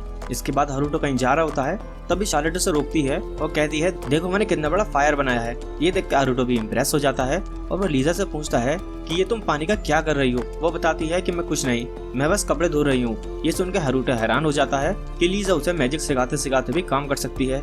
तभी शार्लेट कहती है कि अगर तुम्हें कोई काम नहीं करना चाहिए तो मुझे बता देना, मैं तुम्हारी दोस्त भी बन सकती हूँ। ये सुनकर लीजा हारुतो की तरफ देखती है। हारुतो कहता है कि अगर तुम उसका दोस्त बनना चाहती हो तो बिल्कुल बनो, जिस पर लीजा भी कहती है कि हाँ मैं भी तुम्हारी दोस्त बनना चाहती हूँ। जिसके बाद शार्लेट उसे गले लगा लेती है। इतना प्यारा सा मोमेंट देखकर हारुतो रोने लगता है। हारुतो सोचने लगता है कि लीजा कितनी समझदार है, वो कितनी जल्दी ही सारी चीजों को सीख लेती है, ये तो परफेक्ट अटेंडेंट बनेगी। वो उसे अटेंडेंट बनाने के लिए पूछने ही वाला था कि उसे याद आता है कि अभी अभी तो दोस्त बने हैं, मैं इसके साथ ऐसा नहीं कर सकता। लेकिन फिर वो सोचता है कि लीजा एक बार अटेंडेंट बन के कैपिटल में चली गई तो वो टेलीपोर्टेशन डोर का यूज करके उसे वापस भेज देगा और इसके बाद वो अपने एक्सपेल होने के मिशन पर फोकस कर सकता है। इसके बाद हम शार्लेट को देखते हैं जो कि एनीमे देख के हारुतो के रूम से जा रही थी। तभी हारुतो कहता है कि मैं तुम्हें एक चीज बताना भूल गया, अगले हफ्ते मैं रॉयल कैपिटल में स्कूल जा रहा हूँ। मेरे सारे आज के प्लान तुम कैंसिल कर दो और सभी नेट्स को इकट्ठा करो। और शार्लेट कहती है कि ये राउंड टेबल की एक इमरजेंसी मीटिंग है। इसके बाद हम देखते हैं कि सभी लोग इकट्ठा हो रखे हैं और शार्लेट उस मीटिंग को शुरू कर देती है। आज का टॉपिक है अगले हफ्ते हारुतो रॉयल कैपिटल के स्कूल जाने वाला है। तभी फ्ले कहती है कि हारुतो ने मुझे ये पहले क्यों नहीं बताया, आखिरकार वो ह्यूमंस के स्कूल में उसके साथ क्या सीख लेंगे, वो तो डीमन किंग है। तभी जॉनी उसे रोकता है, हम लोगों ने प्रॉमिस किया था कि हम ये बात किसी को नहीं बताएंगे। लेकिन ये बात शार्लेट हल्के से सुन लेती है और कहती है ये तुमने क्या कहा, क्या ये कोई इन्फॉर्मेशन है हारुतो के बारे में जो मुझे नहीं पता चली। फिर कहती है कि हाँ ये हमारे डीमंस के बीच का एक सीक्रेट है। और ये सुनकर शार्लेट थोड़ी दुखी हो जाती है और जॉनी उसे दिलासा देने लगता है, हारुतो आपसे बहुत प्यार करते हैं, वो आपको एक दिन जरूर बता देंगे। इसके बाद शार्लेट कहती है चलो फिर मीटिंग को कंटिन्यू करते हैं। तो सबसे पहला क्वेश्चन ये है कि आखिर हारुतो स्कूल जाना क्यों चाहता है। वो बताती है कि एक दिन वो स्कूल से रिलेटेड एनीमे देख रही थी तो उसने हारुतो से पूछा था कि स्कूल कैसा होता है। हारुतो ने उसे बताया था कि स्कूल बहुत ही खतरनाक और डरावनी जगह होती है। और वो आगे कहती है कि एनीमे के हिसाब से स्कूल में एक हिडन काउंसिल होगा और वो अच्छे स्टूडेंट को पूरे रास्ते में लेकर जाएंगे और वो उन्हें मैजिकल बैटल्स में भेजेंगे और उनके पीछे खुफिया ग्रुप होगा जिसका मिशन किंगडम को तबाह करना होगा और इसीलिए शायद हारुतो स्कूल में जाकर उन्हें खत्म करना चाहता है। ये सारी बातें सुन के फ्ले और जॉनी हैरान हो जाते हैं। शार्लेट आगे बताती है कि हारुतो जरूर कैपिटल में एनीवेयर डोर इंस्टॉल करेगा और मैं, फ्ले और लीजा कैपिटल जाएंगे इन्फॉर्मेशन इकट्ठा करने के लिए। और वो गीगा और जॉनी को तैयारी करने को कहती है ताकि वो पैमान को और भी ज्यादा आगे बढ़ा पाए। लेकिन लीजा ये सारी बातें हारुतो को बता देती है। हारुतो उसे थैंक्स बोलता है। लीजा ब्लश करने लगती है और उससे पूछती है कि क्या आप सीक्रेट ऑर्गेनाइजेशन से लड़ने वाले हैं। हारुतो मन में सोचता है कि मुझे कुछ तो बोलना ही पड़ेगा, नहीं तो इसकी फीलिंग हर्ट हो जाएंगी। हारुतो कहता है कि मैं इस मिशन को सीक्रेटली कंप्लीट करना चाहता हूँ और मैं चाहता हूँ कि तुम कैपिटल में मेरी असिस्टेंट बन के चलो। लीजा मान जाती है। अगले सीन में हम शार्लेट को देखते हैं जो कि फ्ले से कह रही होती है कि तुम्हारे कपड़े बाकी के जैसे क्यों नहीं है। तो फ्ले उसे बताती है कि उस टाइम की बात है जब हारुतो ने उसे मेड बनने का ऑर्डर दिया था, जहाँ मेड्स उसके लिए यूनिफॉर्म लेके आई थी, लेकिन सारी यूनिफॉर्म्स उसके लिए छोटी पड़ जाती हैं और इसीलिए उसे अपना कॉस्ट्यूम सिलवाना पड़ गया। तभी शार्लेट लीजा को उड़ते हुए देखती है। वो फ्ले से पूछती है कि क्या तुम उड़ नहीं सकती, पर फ्ले कहती है कि ऐसा नहीं है, बस मुझे अभी उड़ने की आदत नहीं है। तभी शार्लेट उससे कहती है कि क्या तुम मुझे उड़ना सिखा सकती हो, मुझे अभी उड़ना है। फ्ले कहती है कि ठीक है और उसे उड़कर दिखाने लगती है, पर वो उड़ने की जगह बस ऊपर नीचे उछल रही थी लेकिन शार्लेट इसे देख के भी खुश हो जाती है और कहती है कि ये कितना अमेजिंग है। वहीं इन सब चीजों को हारुतो भी देख रहा होता है और कहता है इसे उड़ना थोड़ा कहते हैं। तभी नटालिया वहाँ आ जाती है, शार्लेट से कहती है कि तुम अभी फ्लाइट मैजिक यूज नहीं कर सकती क्योंकि तुम अभी छोटी हो। ये सुनकर शार्लेट का मुंह रोने वाला हो जाता है, पर फिलेसा ये सब देख नहीं जा रहा था तो वह हारुतो की मदद मांगने जाती है। हारुतो उसकी मदद करने को तैयार हो जाता है और उसे कहता है कि ये लो, इसे अपने साथ ले जाओ। हम देखते हैं कि हारुतो ने उसे एक प्लेन दिया था जिसमें बैठ के शार्लेट उड़ रही है और एंजॉय कर रही है। इसके बाद उन सभी के काफी सारे दिन ऐसे ही बीत जाते हैं और जहाँ पहले फ्ले को गर्म पानी में नहाना पसंद नहीं था, जब वो ये सुनती है कि ये उसके लिए हारुतो ने बनाया था तो वो धीरे धीरे गर्म पानी में नहाना भी शुरू कर देती है। वहीं हारुतो ने एक डिवाइस बनाया था उन सभी का माना लेवल चेक करने के लिए। उस डिवाइस का यूज करने के बाद उन्हें पता लगता है कि फ्ले का माना लेवल 77 में से 40 है, लीजे का 71 में से 36 है। हारुतो कहता है कि डीमंस का माना लेवल तो कितना हाई होता है, लेकिन तभी वो शार्लेट का माना चेक करता है, जो कि देख के वो हैरान हो जाता है कि उसका लेवल 61 में से 17 है, क्योंकि क्वीन कॉन्सर्ट का लेवल तो मैक्सिमम 44 था। हारुतो शार्लेट से कहता है अगर तुम लगन से ट्रेनिंग करोगी तो तुम जल्द ही अपने मैजिक लेवल तक पहुंच जाओगी। और शार्लेट कहती है कि ऐसा नहीं हो सकता, क्योंकि जब वो छोटी थी, इससे पहले कि वो बोल या चल पाती, उसने फायरबॉल बनाना शुरू कर दिया था, तो उसकी मॉम ने उसके ऊपर एक सीलिंग मैजिक कास्ट कर दिया। ये सुनकर हारुतो हैरान हो जाता है और कहता है कि ये तो बचपन से ही जीनियस है। तभी शार्लेट उससे पूछती है कि तुम्हारा लेवल क्या है। फिले कहती है कि मास्टर का लेवल तो जरूर 100 से ऊपर होगा, पर हारुतो उन्हें अपना लेवल बताने से मना कर देता है। इसके बाद हारुतो कैपिटल के लिए निकल रहा होता है। उसके डैड उससे पूछते हैं कि तुमने लीजा की पूंछ और सींग छुपा दी हैं, वो अनकंफर्टेबल लग रही है। हारुतो कहता है कि इसको कुछ टाइम के बाद आदत हो जाएगी। फिले दुखी है क्योंकि वो जाना चाहती थी, पर हारुतो उसकी जगह लीजा को लेकर जा रहा है। वहीं दूसरी तरफ मारियाना फ्लॉस के पास मार्गरेट से एक लेटर लेके आई थी। फ्लॉस कहता है इसमें ये लिखा है ना कि हारुतो रॉयल कैपिटल के लिए वहाँ से निकल चुका है, तुम्हें इसके लिए लेटर को यहाँ लाने की कोई जरूरत नहीं थी। मारियाना कहती है कि ये सब मैंने इसलिए करा क्योंकि वो तुम ही हो जिसने हारुतो को ये रिकमेंडेशन लेटर देने को रिक्वेस्ट की थी। फ्लॉस कहता है कि मैंने ऐसा इसलिए किया था क्योंकि मैं जानना चाहता था कि वो आखिर इतना स्ट्रॉन्ग कैसे है। जिस दिन से मैं उससे हारा हूँ, मैं अपने मैजिक और स्वॉर्डमैनशिप पर काम कर रहा हूँ। ऐसे में अगर हम एक स्कूल में जाएंगे तो मैं उसके बारे में और चीजें जान पाऊंगा।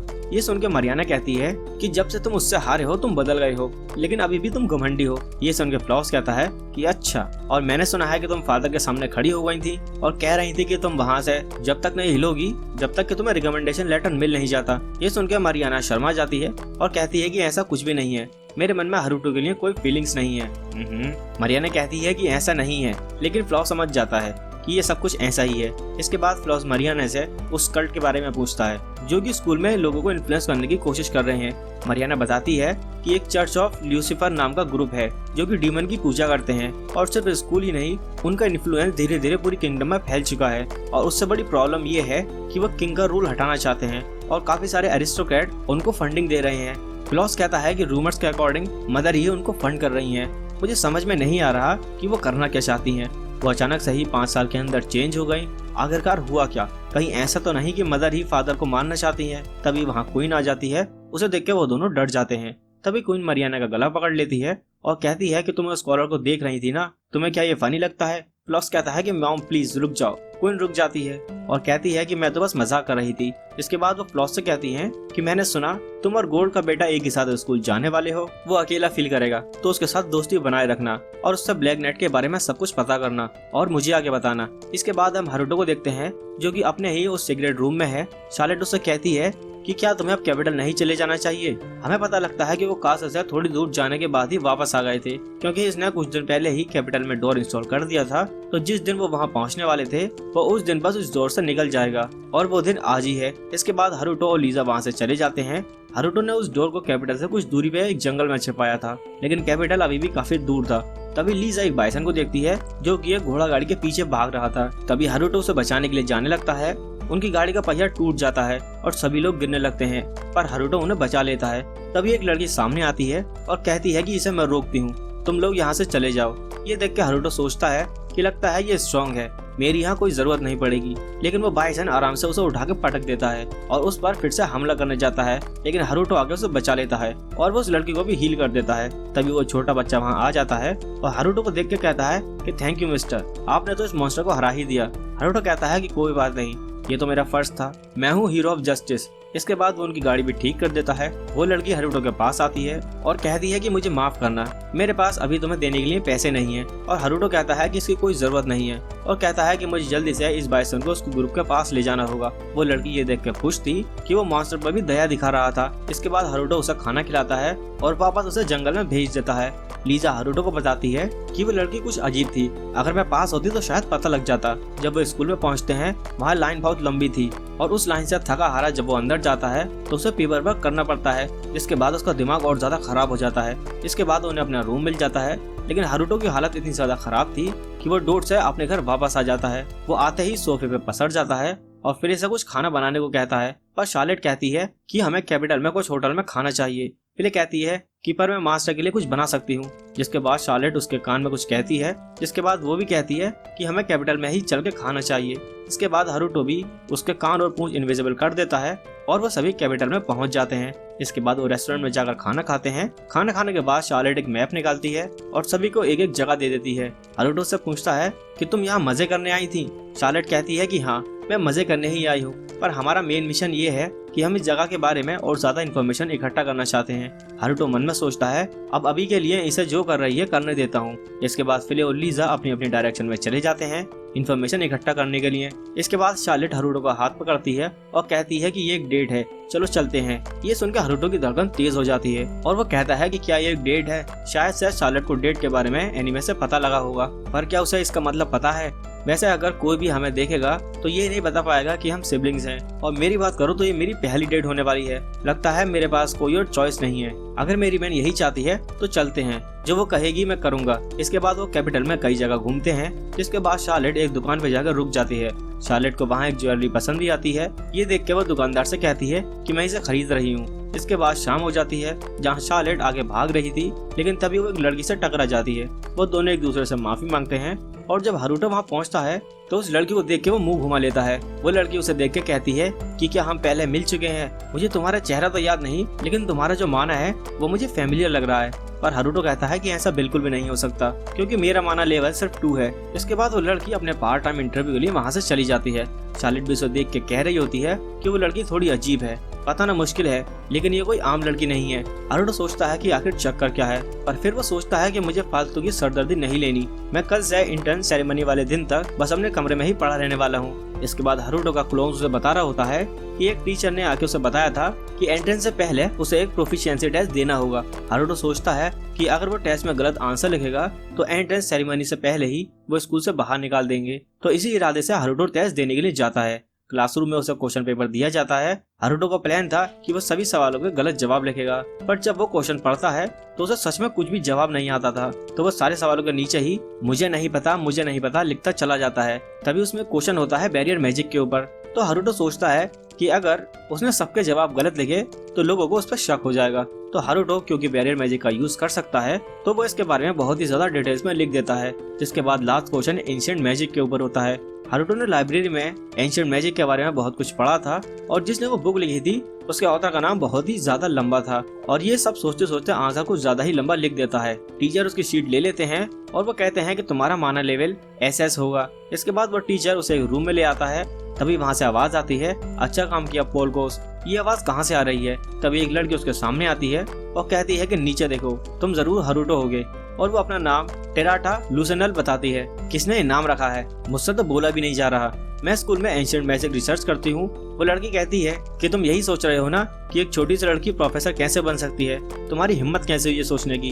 भले ही तुम्हें किंग का रिकमेंडेशन लेटर मिला हो, लेकिन अगर तुम मुझे पसंद नहीं आए तो मैं तुम्हें घर वापस भेज सकती हूँ। ये सुनकर हरुटो कहता है कि क्या सच में? ये सुनकर लड़की डर जाती है और कहती है कि तुम इतने खुश क्यों हो रहे हो? हरुटो की आंसर शीट पढ़ने के बाद वो लड़की थोड़ी हैरान हो जाती है। इसके बाद वो हरुटो का माना लेवल मेजर करने जाती हैं, पर जब वो उसका माना लेवल मेजर कर रहे थे तो वो क्रिस्टल बहुत तेज ग्लो कर रहा था, जिसके बाद वो टूट जाता है। ये देख के बस हरुटो प्रे कर रहा होता है कि बस प्रोफेसर उस पर गुस्सा हो जाएं और उसे अकेडमी से निकाल दें, लेकिन उसका उल्टा होता है। वो और भी खुश हो जाते हैं और कहती है कि तुम कितने कमाल के निकले, कि क्या तुमने देखा उसने क्रिस्टल को तोड़ दिया। इसका मतलब ये है कि उसके पास इतना ज्यादा मैजिक है कि वो क्रिस्टल उसे हैंडल ही नहीं कर पाया। पॉल कोस कहता है कि पर मैंने सुना था कि इसका मैजिकल माना लेवल 2 है। प्रोफेसर कहती है कि मुझे इस पर विश्वास नहीं होता और वैसे भी हमें क्रिस्टल बॉल के लॉजिक के बारे में पूरी तरीके से नहीं पता। एक मैसेज रिसर्चर होने के तौर पर हमें पहले इस क्रिस्टल के बारे में पूरी तरीके से पता करना होगा, इससे पहले कि हम हारुतो के मैजिक के बारे में पता करें। और इतना ही नहीं, इसके आंसर्स भी काफी कमाल हैं। क्वेश्चन पेपर में इतने एडवांस क्वेश्चन थे, लेकिन उसमें हिम्मत थी कि उसने लिख दिया कि उसे नहीं पता। और इसने बैरियर मैजिक और एंशिएंट मैजिक के ऊपर जो आंसर लिखे हैं वो तो सही में बहुत अच्छे हैं। उसका एंशिएंट मैजिक वाला आंसर देखकर तो ऐसा लगता है कि उसे मैंने ही लिखा है। ये सुनकर हारुतो कहता है क्या इसे ऐसा क्यों लग रहा है। तभी उसे रियलाइज होता है कि जिस बुक को उसने एंशिएंट मैजिक के बारे में पढ़ा था उसकी ऑथर यही है। तभी प्रोफेसर कहती है कि मैंने डिसाइड कर लिया है कि हारुतो को मैं अपने साथ रखूंगी और किसी और प्रोफेसर को उसे लेने नहीं दूंगी। ये सारी बातें हमारे बीच में रहनी चाहिए। पॉलकोस कहता है कि ठीक है, पर आपने ही तो ये सारी चीजें करवाई। ये सुनकर हारुतो कहता है क्या इसका मतलब ये लोग मेरे साथ मजे ले रहे थे। प्रोफेसर उसे अपनी रिसर्च ज्वाइन करने को कहती है, लेकिन हारुतो मना करके वहाँ से चला जाता है। इसके बाद एंट्रेंस सेरेमनी का दिन आ जाता है। शार्लेट हारुतो को क्लोन को एक गन देती है जो कि हारुतो ने उसे देने को कहा था।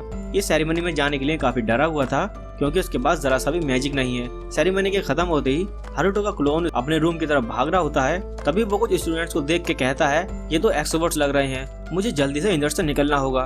तभी वो बंदा पीछे मुड़ता है और कहता है कि ओए तुम सुनो मेरी बात। क्लोन ये सुनकर डर जाता है और उसे लगता है कि वो उसे बुला रहा है। तभी वो कहता है कि ओए सफेद बाल वाली लड़की बात सुनो। ये सुनकर क्लोन को थोड़ी शांति मिलती है और वहाँ से नजर झुका के जा रहा होता है, लेकिन वो सीधा उस लड़की में जाकर टकरा जाता है। तभी वो बंदा कहता है कि तुम्हारी हिम्मत कैसे हुई, तुम मुझे बिना सैल्यूट किए यहाँ से कैसे जा रही हो, मेरे आगे झुको, मैं यहाँ का वाइस प्रेसिडेंट हूँ। वो लड़की कहती है कि माफ करना, मैं इस एकेडमी में आज ही आई हूँ, क्या ऐसा करना यहाँ के रूल्स हैं। ये सुनकर सेंट्रल क्लोन से कहता है ओ लड़के जरा इसे समझाओ कि मैं इसे क्या करने को कह रहा हूँ, मुझे क्या पता तुम क्या करने को कह रहे हो। और वो पेट दर्द का बहाना बनाने लगता है। ये देख के स्नाइडर को गुस्सा आ जाता है। वो कहता है कि तुम्हारी हिम्मत कैसे हुई मुझसे झूठ बोलने की, और वो उस पर अपने मैजिक से हमला कर देता है। क्लोन भागने की कोशिश करता है लेकिन वो बच नहीं पाता। ये देख के स्नाइडर खुश हो जाता है और कहता है अब तुम्हें पता चला मेरी बात न मानने का नतीजा क्या हो सकता है। लेकिन तभी क्लोन उठ कर खड़ा होता है और कहता है अरे मैं तो फालतू में डर गया, डिफेंसिव बैरियर तो सही से काम कर गया। ये देख के स्नाइडर हैरान हो जाता है और कहता है मेरे अटैक से तुम्हें जरा सी भी खरोच नहीं हुई। क्लोन सोचता है कि अरे मुझे तो ये दिखाना पड़ेगा कि मैं बहुत दर्द में हूँ, और वो दर्द होने की एक्टिंग करने लगता है। ये देख के स्नाइडर कहता है कि ऐसा कैसे हो सकता है, अभी भी तुम खड़े कैसे हो। वो लड़की क्लोन से कहती है कि अच्छा यही होगा कि तुम मुझसे माफी मांग लो, वैसे भी लगता है कि ये सब मेरी वजह से हुआ है। तभी स्नाइडर को और गुस्सा आ जाता है और वो कहता है कि तुम मेरे मजे ले रहे हो क्या। एक लड़की उसके अटैक को देखती है कि क्या कर रही हो तुम उसे मार दोगे क्या। लेकिन स्नाइडर उसकी नहीं सुनता। क्लोन समझ जाता है कि उसका अटैक बहुत ज्यादा पावरफुल होने वाला है, तो वो उस लड़की से वहाँ से भाग जाने को कहता है। लेकिन इतने में ही स्नाइडर उस पर हमला कर देता है। क्लोन गन से उसके ऊपर शूट कर देता है जिससे वो दोनों आपस में टकरा जाते हैं, जिसकी वजह से वहाँ एक धमाका हो जाता है। जिसके बाद क्लोन वहाँ से भाग के वापस आ जाता है और इसके बाद हारुतो को सब कुछ बता देता है और बताता है कि उसकी प्रोफेसर उसके पीछे पड़ गई थी। हारुतो कहता है कि तुम्हारे साथ तो सच में कितना बुरा हुआ, तुम्हें जाके थोड़ा आराम कर लेना चाहिए।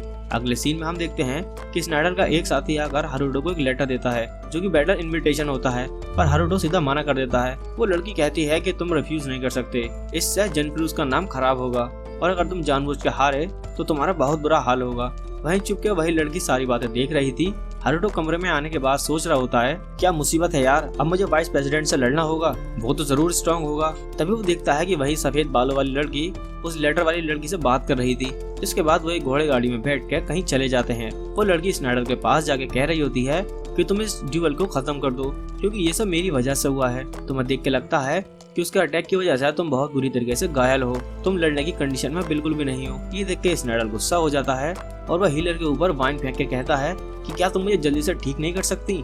ये देख के हारुतो सोच रहा होता है कि क्या संगी आदमी है ये, लड़की क्यों गई है उसके पास। वहीं स्नाइडर लड़की की बात मान ही नहीं रहा होता। लड़की कहती है कि ये सब मेरी वजह से हुआ है, तो आखिर मैं क्या करूं जिससे तुम ये लड़ाई कैंसिल कर दोगे। वो कहता है कि मैं बताता हूँ, यहाँ कपड़े उतार के नाचो। जिससे वो लड़की कहती है कि ठीक है, अगर यही बात है तो मैं ये सब भी करूंगी। हारुतो सोचता है कि क्या सच में ऐसा करने वाली है। वहीं वो लड़की सच में कपड़े उतारने लगती है, लेकिन फिर उसे शर्म आने लगती है और वो रुक जाती है। स्नाइडर कहता है कि अगर तुमसे नहीं हो रहा तो मैं लड़कों को भेजूं तुम्हारी थोड़ी मदद करने। वो लड़की कहती है कि इसकी कोई जरूरत नहीं है और अपनी टी शर्ट उतारने लगती है। वहीं ये सब देख के उन ढरगी लड़कों का मुंह खुला का खुला रह जाता है। हारुतो मन में ही सोचता है कि ये क्यों कर रही है। तभी वहाँ पूरा अंधेरा हो जाता है और हारुतो उसे कपड़े दे देता है। वो हारुतो को देख के कहती है कि तुम तो वही हो। हारुतो गुस्सा हो जाता है और कहता है जरा शर्म लिहाज करो, थोड़ा रिस्पेक्ट करो खुद को, थोड़ा सा जल्दी से अपने कपड़े पहनो और घर निकलो। स्नाइडर को समझ में नहीं आ रहा था कि यहाँ पर क्या हो रहा है। तभी हारुतो उसके पीछे आता है और कहता है कि हम अलग डायमेंशन में हैं, यहाँ तुम्हारी मदद करने के लिए कोई नहीं आएगा। वो कहता है कि तुम कौन हो और यहाँ क्या कर रहे हो। वो फिर से अपना इंट्रोडक्शन देता है और कहता है कि तुमने काफी पाप किए हैं और मैं यहाँ तुम्हें उनकी सजा देने आया हूँ। स्नाइडर उस पर हमला करने वाला होता है, लेकिन हारुतो उसकी चोट पे कुछ लगा देता है। हारुतो कहता है कि मैंने तुम्हारे अंदर एक ब्लॉक डाल दिया है, तुमने 3 पाप किए हैं, तुमने एक न्यू स्टूडेंट से बिना फालतू लड़ाई शुरू कर दी। स्नाइडर कहता है कि मैं हेवन फैमिली का नया हेड बनने वाला हूँ और मैं वाइस प्रेसिडेंट भी हूँ। उसका सीनियर होने के तौर पर मैं तो बस उसे गाइड कर रहा था, उसे गाइड करना नहीं कहते। और तुम्हारा दूसरा पाप, तुमने एक जूनियर को पब्लिकली पनिश करने के लिए उसको बैटल में इनवाइट कर दिया। और तीसरा, तुम्हें लड़कियों से बेशर्मी नहीं करनी चाहिए थी, इस वजह से तुम इस ब्लॉक के साथ कुछ और टाइम तक रहोगे। अगर तुमने मैजिक यूज करने की कोशिश की या इसे निकालने की कोशिश की तो ये और अंदर तक चला जाएगा और तुम्हें और भी दर्द होगा। वो उसी वक्त उसे निकालने की कोशिश करता है, लेकिन इससे उसे और भी ज्यादा दर्द होने लगता है। हारुतो कहता है कि मैंने मना किया था ना, और तुम अपनी फाइट कैंसिल कर दो, क्योंकि ऐसा तो तुम लड़ने से रहे, और जब तुम अपने पापों का प्रायश्चित कर लोगे मैं इसे बाहर निकाल दूंगा। ये वापस से उसी जगह पहुंच जाते हैं और वो सब उसकी चोट ठीक करने लगते हैं, लेकिन इससे और भी दर्द होने लगता है। और वो कहता है कि शिवा, मैं इसका बदला तुमसे जरूर लूंगा। वहीं अगले दिन हारुतो ना चाहते हुए भी सभी स्टूडेंट के सेंटर ऑफ अट्रैक्शन बन जाता है। वो पूछता है कि क्या उसका लेवल सच में 2 है, क्योंकि उसने स्नाइडर को एक ही हिट में हरा दिया। वो किसी तरीके से वहाँ से बच के बाहर आता है और उसका दिमाग खराब होने लगता है, क्योंकि वो एक्सपेल होने का बिल्कुल भी काम नहीं कर रहा था। वहीं जब वो बाकी के स्टूडेंट के पास से गुजरता है, उसे पता लगता है कि स्कूल में उसके बारे में बातें होने लगी हैं और वो कई लड़कियों को क्यूट भी लगता है। वो अपने रूम की तरफ भागने लगता है, तभी टेरेटा उसे रोकती है और फिर से उसे रिसर्च लैब ज्वाइन करने को कहने लगती है।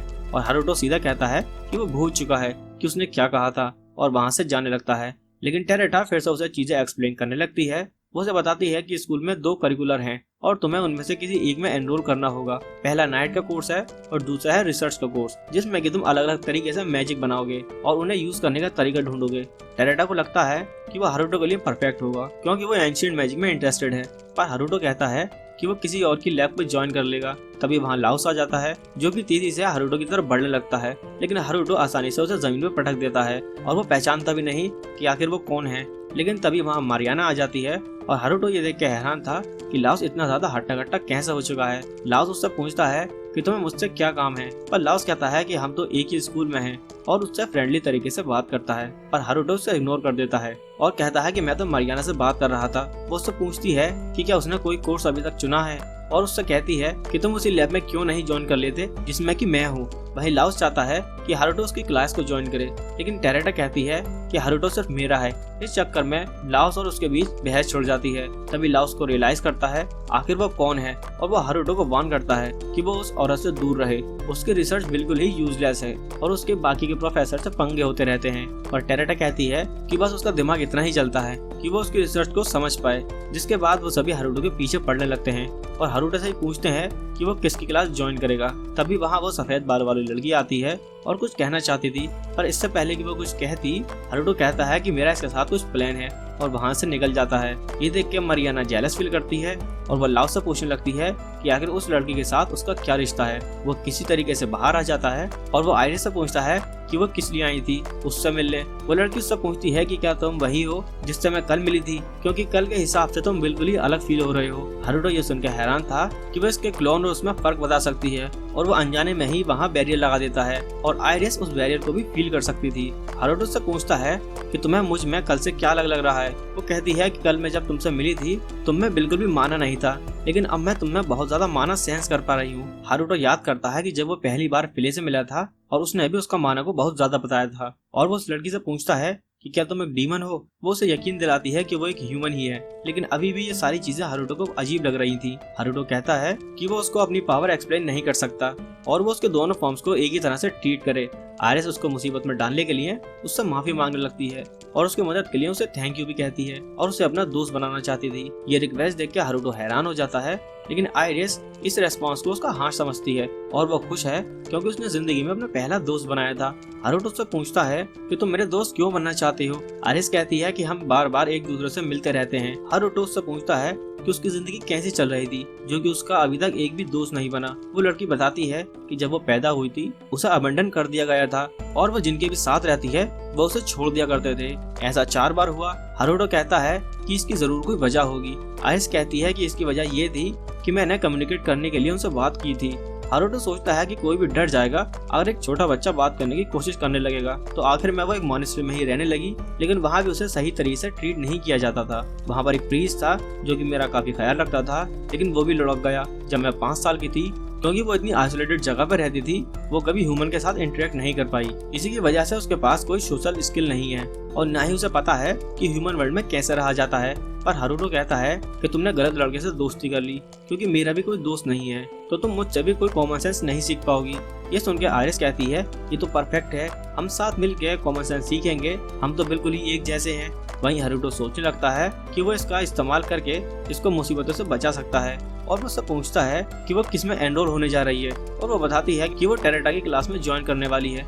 ये सुन के हारुतो को तो बिल्कुल खुशी नहीं होती, लेकिन फिर भी वो उसके साथ ज्वाइन करने को मान जाता है, जो सुन के आइरिस को बहुत खुशी होती है। वहीं केविन में जब से हारुतो गया है, शार्लेट दुखी है। फिले भी उसके साथ रहना चाहती थी, पर अचानक से ही शार्लेट सेंस करती है कि हारुतो के साथ कुछ तो हो रहा है और वही चेक करने के लिए वहाँ से जाने लगती है। वहीं फिले बेचारी रोने लगती है क्योंकि हारुतो ने उसे कैपिटल आने से मना कर दिया है।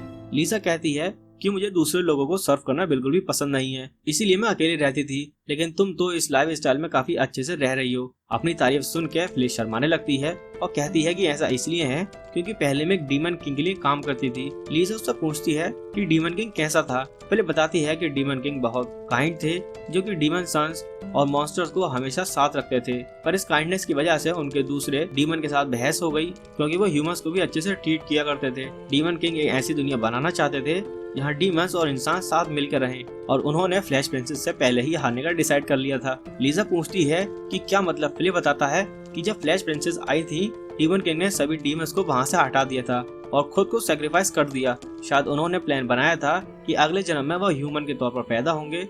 लिसा कहती है मतलब वो इंसान बनना चाहते थे और इंसान बन के लोगों के पर्सपेक्टिव को चेंज करना चाहते थे। फिले कहती है कि हाँ, मैंने भी नहीं सोचा था कि डीमन किंग ने इस चीज पे इतना ज्यादा सोचा था। फिले कहती है कि ये कितना अजीब बात है कि डीमन किंग का जन्म उसी फ्लैश प्रिंसेस के पेट से हुआ है जिसने कि उसे पिछले जन्म में मारा था। हारुतो ने उसे ऐसा कहा था कि वो पिछले जन्म के बारे में सारी बातें भूल चुका है। डीमन किंग भी नामों को छोटा कर दिया करते थे और जब हारुतो ने उसका नाम छोटा किया, उसे यकीन हो गया कि यही डीमन किंग है। लिसा उससे पूछती है कि डीमन किंग का नाम क्या था। फिले कहती है कि मैं तुम्हें बता तो रही हूँ, पर ये किसी को मत बताना। डीमन किंग का असली नाम था आइरिस फालिया। वहीं वो लड़की अपना पूरा नाम आइरिस फालिया बताती है। हारुतो कहता है कि ये काफी लंबा नाम है, क्या मैं तुम्हें सिर्फ आइरिस बुला सकता हूँ। आइरिस हंसती है और कहती है कि मैं भी पहले नाम छोटा कर दिया करती थी और तुमने तो मेरे पुराने दिन याद दिला दिए। इसके बाद हारुतो वहाँ से जाने लगता है, तभी आइरिस उसे रोक लेती है और उससे पूछती है कि क्या उसने क्लास के लिए साइन अप कर लिया है, और कहती है कि हमें ये साथ में करना चाहिए। हारुतो मान जाता है और कहता है कि ठीक है, मेरे साथ चलो, मेरे रूम में चलते हैं। लेकिन रास्ते में हारुतो सोचने लगता है कि मैंने इसे बिना सोचे समझे अपने रूम में इन्वाइट तो कर लिया है, पर ये तो लड़की है, पर अब मैं इसे मना भी नहीं कर सकता, नहीं तो सब कुछ अजीब हो जाएगा। तो जल्दी से काम खत्म करके इसे यहाँ से रफा दफा करता हूँ। पर जैसे ही वो दरवाजा खुलता है, वो देखता है कि वहाँ पर शार्लेट बैठी थी। उसे देख के शार्लेट चिल्लाने लगती है और उसे लगता है कि वही उसकी गर्लफ्रेंड है, लेकिन हारुतो बताता है कि ये सिर्फ उसकी दोस्त है, जो सुनकर शार्लेट थोड़ा रिलीफ फील करती है। लेकिन शार्लेट को लगता है कि जल्दी हारुतो के पास 10 से 15 लवर हो जाएंगी और उसे पूरी तैयारी करनी होगी। हारुतो पूछता है कि किस चीज के लिए। ये कहती है कि तुम्हारी सेकंड वाइफ बनने के लिए। आइरिस को उसकी बातें थोड़ी अजीब लग रही थी, पर हारुतो कहता है कि शायद बच्चे ही ऐसे ही ग्रो अप होते हैं, जरूर बड़ी होने के बाद वो उससे नफरत करेगी। जिसके बाद वो दोनों लड़कियों को एक दूसरे से इंट्रोड्यूस कराता है और फिर वो क्लास के लिए फॉर्म भरने लगते हैं। वो अपनी क्लासेस का सिलेक्शन सिर्फ एक डाइस के रोल से कर रहा था, जो देख के आइरिस भी हैरान हो जाती है। पर शार्लेट कहती है कि चाहे जो मर्जी क्लास चुने, वो हमेशा उसमें टॉप करेगा, क्योंकि वो कोई आम इंसान नहीं है बल्कि एक महान इंसान है। कुछ देर के बाद हारुतो शार्लेट को ही अपना फॉर्म फिल करने को दे देता है। वहीं हारुतो ये भी नहीं देखता कि शार्लेट ने उसमें क्या क्या भरा है। ये देख के आइरिस हैरान हो जाती है और उससे पूछती है कि क्या तुमने एकेडमी कुछ हासिल करने के लिए ज्वाइन नहीं की। शार्लेट कहती है कि हारुतो का गोल पढ़ाई लिखाई से अलग है, पर मैं वो तुम्हें नहीं बता सकती। हारुतो उससे यहाँ आने का रीजन पूछता है। शार्लेट कहती है कि जो मैं यहाँ करने आई थी वो मैं कर चुकी हूँ, और वो वहाँ से जाने लगती है।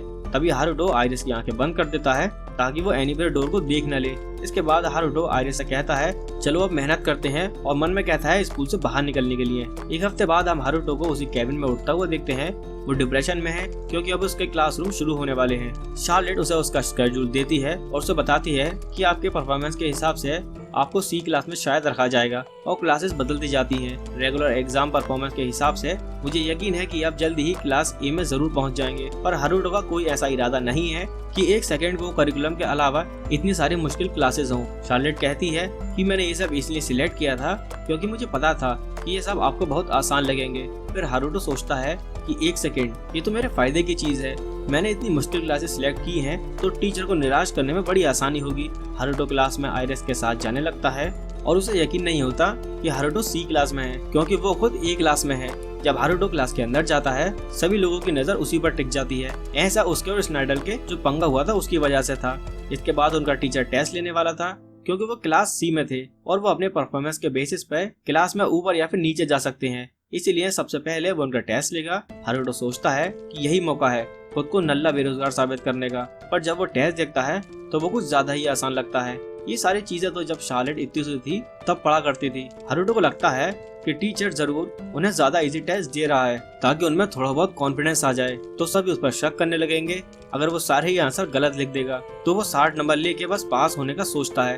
टेस्ट खत्म होने के बाद टीचर कहता है कि सबने बहुत बुरा किया है और सबका स्कोर सिर्फ 20 है। ये ज्यादा हैरानी की बात नहीं है क्योंकि क्लास बी का एवरेज स्कोर 50 था। पर वो हारुतो का रिजल्ट देख के बहुत खुश होता है। हारुतो ये सब देख के हैरान था, ये सब क्या हो रहा है? क्या सबसे आसान क्वेश्चन मुझे दिए गए थे? नहीं, मुझे नहीं लगता कि ऐसा कोई बात है। शायद मेरे क्लास वाले ही सारे नल्ले हैं। पर उसे फिर रियलाइज होता है कि ऐसा नहीं है, कि ये स्टूडेंट बेवकूफ है। उसकी बहनी कुछ ज्यादा समझदार है। टीचर को लगता है कि वो बहुत इंटेलिजेंट है और उसे सीधा ए क्लास में जाने को कहता है। अगले दिन वो अपनी न्यू क्लासेस ज्वाइन करता है जहाँ तुरंत उसे लाउस और आइरिस उठा लेते हैं और वो इस बात पर लड़ने लगते हैं कि उसके साथ कौन बैठेगा। लेकिन ये देखकर टीचर उन्हें डांट लगा देती है। वो कहती है कि तुम तीनों सिर्फ फर्स्ट ईयर में हो और तुमने मेरी एडवांस क्लासेस ज्वाइन करी। तुम में इतनी हिम्मत है कि तुम मेरे सामने बैठ के बात करोगे? अगर मेरे सवालों का जवाब नहीं दे पाए तो इसी वक्त मैं तुम्हें बाहर निकाल दूंगी। हारुतो और आइरिस, मैंने सुना है कि तुमने उस टिंगू चश्मिश की क्लास ज्वाइन की है। हारुतो पूछता है कि हाँ, क्या हुआ? तुम दोनों की खातिरदारी तो मैं अलग में करूंगी। टीचर खुद को टोरिया के नाम से इंट्रोड्यूस कराती है और वो सभी को एलिमेंट्स थ्योरी पढ़ना शुरू करती है। वो डेमोन्स्ट्रेट के लिए आइरिस को आगे बुलाती है और हम देखते हैं कि आइरिस के पास सभी एलिमेंट्स हैं और वो कहती है कि ये तो बहुत बुरी बात है कि तुम्हारा माना लेवल सिर्फ 5 है, और वो उसी वक्त उसे अपनी लैब ज्वाइन करने को कहती है। लेकिन आइरिस मना करके पीछे आ जाती है और टोरिया सभी को बताती है कि सबके पास एक मेन एलिमेंट होता है और बाकी सभी एलिमेंट्स कहे जाते हैं। अगर मेन एलिमेंट को 100% कहा जाए तो बाकी सभी एलिमेंट्स को कितने परसेंटेज से नापेंगे ये भी रिसर्च हो रही है और बताया नहीं जा सकता। लेकिन हारुतो के पास एक स्टेटस स्किल है जिससे वो उसके सभी स्किल्स और स्ट्रेंथ दे सकता है। टीचर बताती है कि सभी एलिमेंट्स की एफिनिटी चेक करना बहुत मुश्किल है, इसलिए क्योंकि यूज करते वक्त उनकी वैल्यूज चेंज होती रहती हैं। हारुतो को लगता है कि ऐसा हिडन प्रॉपर्टीज की वजह से होता है। तभी टीचर उसके पास आ जाती है और उससे पूछती है कि तुम्हें इस चीज के बारे में कैसे पता चला। ये उसने अभी स्टेटस विंडो में पढ़ा है और वो उसे एक्सप्लेन करता है कि लोगों की हिडन प्रॉपर्टीज हो सकती हैं जो कि एलिमेंट से अटैच हो, जिसकी वजह से कोई स्किल बूस्ट हो सकती है। टीचर उससे पूछने लगती है कि तुम्हें ये सब कैसे पता? ये तो बिल्कुल नई है। जो कि बिबोले करते हैं वो एक मिस्टीरियस पर्सन है कि जो हमें रिसर्च पेपर भेजते हैं। ये चीजें इतनी ज्यादा सीक्रेट हैं कि हम इसके बारे में किसी से बात नहीं कर सकते। यहाँ तक कि रॉयल कैपिटल में भी इसे रिपोर्ट नहीं किया हमने, तो तुम्हें कैसे पता इन सब के बारे में? इसके बाद वो हारुतो को अपनी लैब ज्वाइन करने को कहती है, लेकिन हारुतो उसे मना कर देता है। वो टीचर हंस के कहने लगती है कि क्या तुम हितोबोले नहीं हो? हारुतो कहता है कि ऐसा तो बिल्कुल नहीं हो सकता। वो सोचने लगता है कि ऐसा नाम आखिर किसने रखा होगा। फिर उसे अपनी बहन का नाम दिमाग में आता है जिसने कि शायद वॉल्टाउल करके बिबोले रख दिया। इसके बाद हारुतो और आइरिस लैब ज्वाइन करने के लिए प्रोफेसर के पास जाते हैं। ये सुनकर प्रोफेसर और पॉल बहुत खुश होते हैं और वो दोनों पार्टी करने के लिए वहाँ से चले जाते हैं। इसके बाद हारुतो और आइरिस एक जगह बैठे थे और वो असल में हारुतो नहीं, हारुतो का क्लोन था।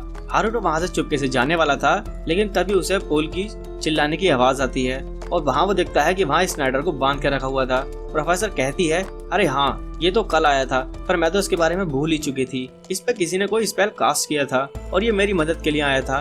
उसे लगता है कि ये परफेक्ट चांस है एंशिएंट मैजिक के ऊपर रिसर्च करने का, क्योंकि उसके शोल्डर के ऊपर किसी तरह का बैरियर मैजिक किया हुआ है। बैरियर मैजिक किसी भी मॉडर्न मैजिक से अलग है, क्योंकि उसे लगातार माना की सप्लाई करने की जरूरत पड़ती है। और वह कहती है कि अगर स्नाइडर के ऊपर मॉडर्न मैजिक किया गया होता तो वो आधे दिन में ही खत्म हो जाता, क्योंकि माना यूज सप्लाई नहीं होता। पर इस मैजिक को किए हुए 2 दिन हो चुके हैं, इसका मतलब इसके ऊपर एंशिएंट मैजिक का यूज किया गया है। ये सुनकर आयरिस हैरान हो जाती है और कहती है कि आप कहना चाहती हैं कि इस मॉडर्न टाइम में भी कोई एंशिएंट मैजिक का यूज कर रहा है। इसके बाद टोरेटो स्नाइडर को थप्पड़ पे थप्पड़ लगाने लगती है, अभी पता लगाने के लिए कि उसके ऊपर स्पेल किसने कास्ट किया। लेकिन स्नाइडर उन्हें कुछ ज्यादा चीजें नहीं बताता, लेकिन वो इतना बताता है कि उसने काले कपड़े पहने हुए थे। ये सुनकर वो समझ जाती है कि वो ब्लैक नाइट है। वो हारुतो से पूछती है कि क्या तुम उस हीरो के बारे में जानते हो जो कि कुछ सालों पहले बॉर्डर के आसपास अपीयर हुआ था। हारुतो कहता है कि नहीं, जिसके बाद टेरेटा कहती है वो हमेशा से बॉर्डर के आसपास ही रहता था, लेकिन जब से हारुतो यहाँ आया है वो यहाँ भी दिखाई देने लगा है। इसके बाद वो हारुतो को पकड़ लेती है और कहने लगती है कि तुम क्या छुपा रहे हो, क्या तुम्हारे पास एंशिएंट मैजिक है, मुझे सिखाओगे। लेकिन अभी वहाँ असली हारुतो ब्लैक नाइट के रूम में पहुँच जाता है। वो कहता है कि उसको हारुतो के साथ कोई लेना देना नहीं है, वो बस कैपिटल में बुराई का खात्मा करने आया है। टेरेटा उससे मिलकर बहुत एक्साइटेड है और उसे लगता है कि उसने स्नाइडर को इसलिए पनिश किया है क्योंकि वो एक अजीब से कल्ट का पार्ट है। पर हारुतो को ये सुनकर हैरानी होती है कि ऐसी ऑर्गेनाइजेशन सच में एग्जिस्ट करती है, और वो एक्टिंग करने लगता है कि उसे ये सब कुछ पहले से पता था।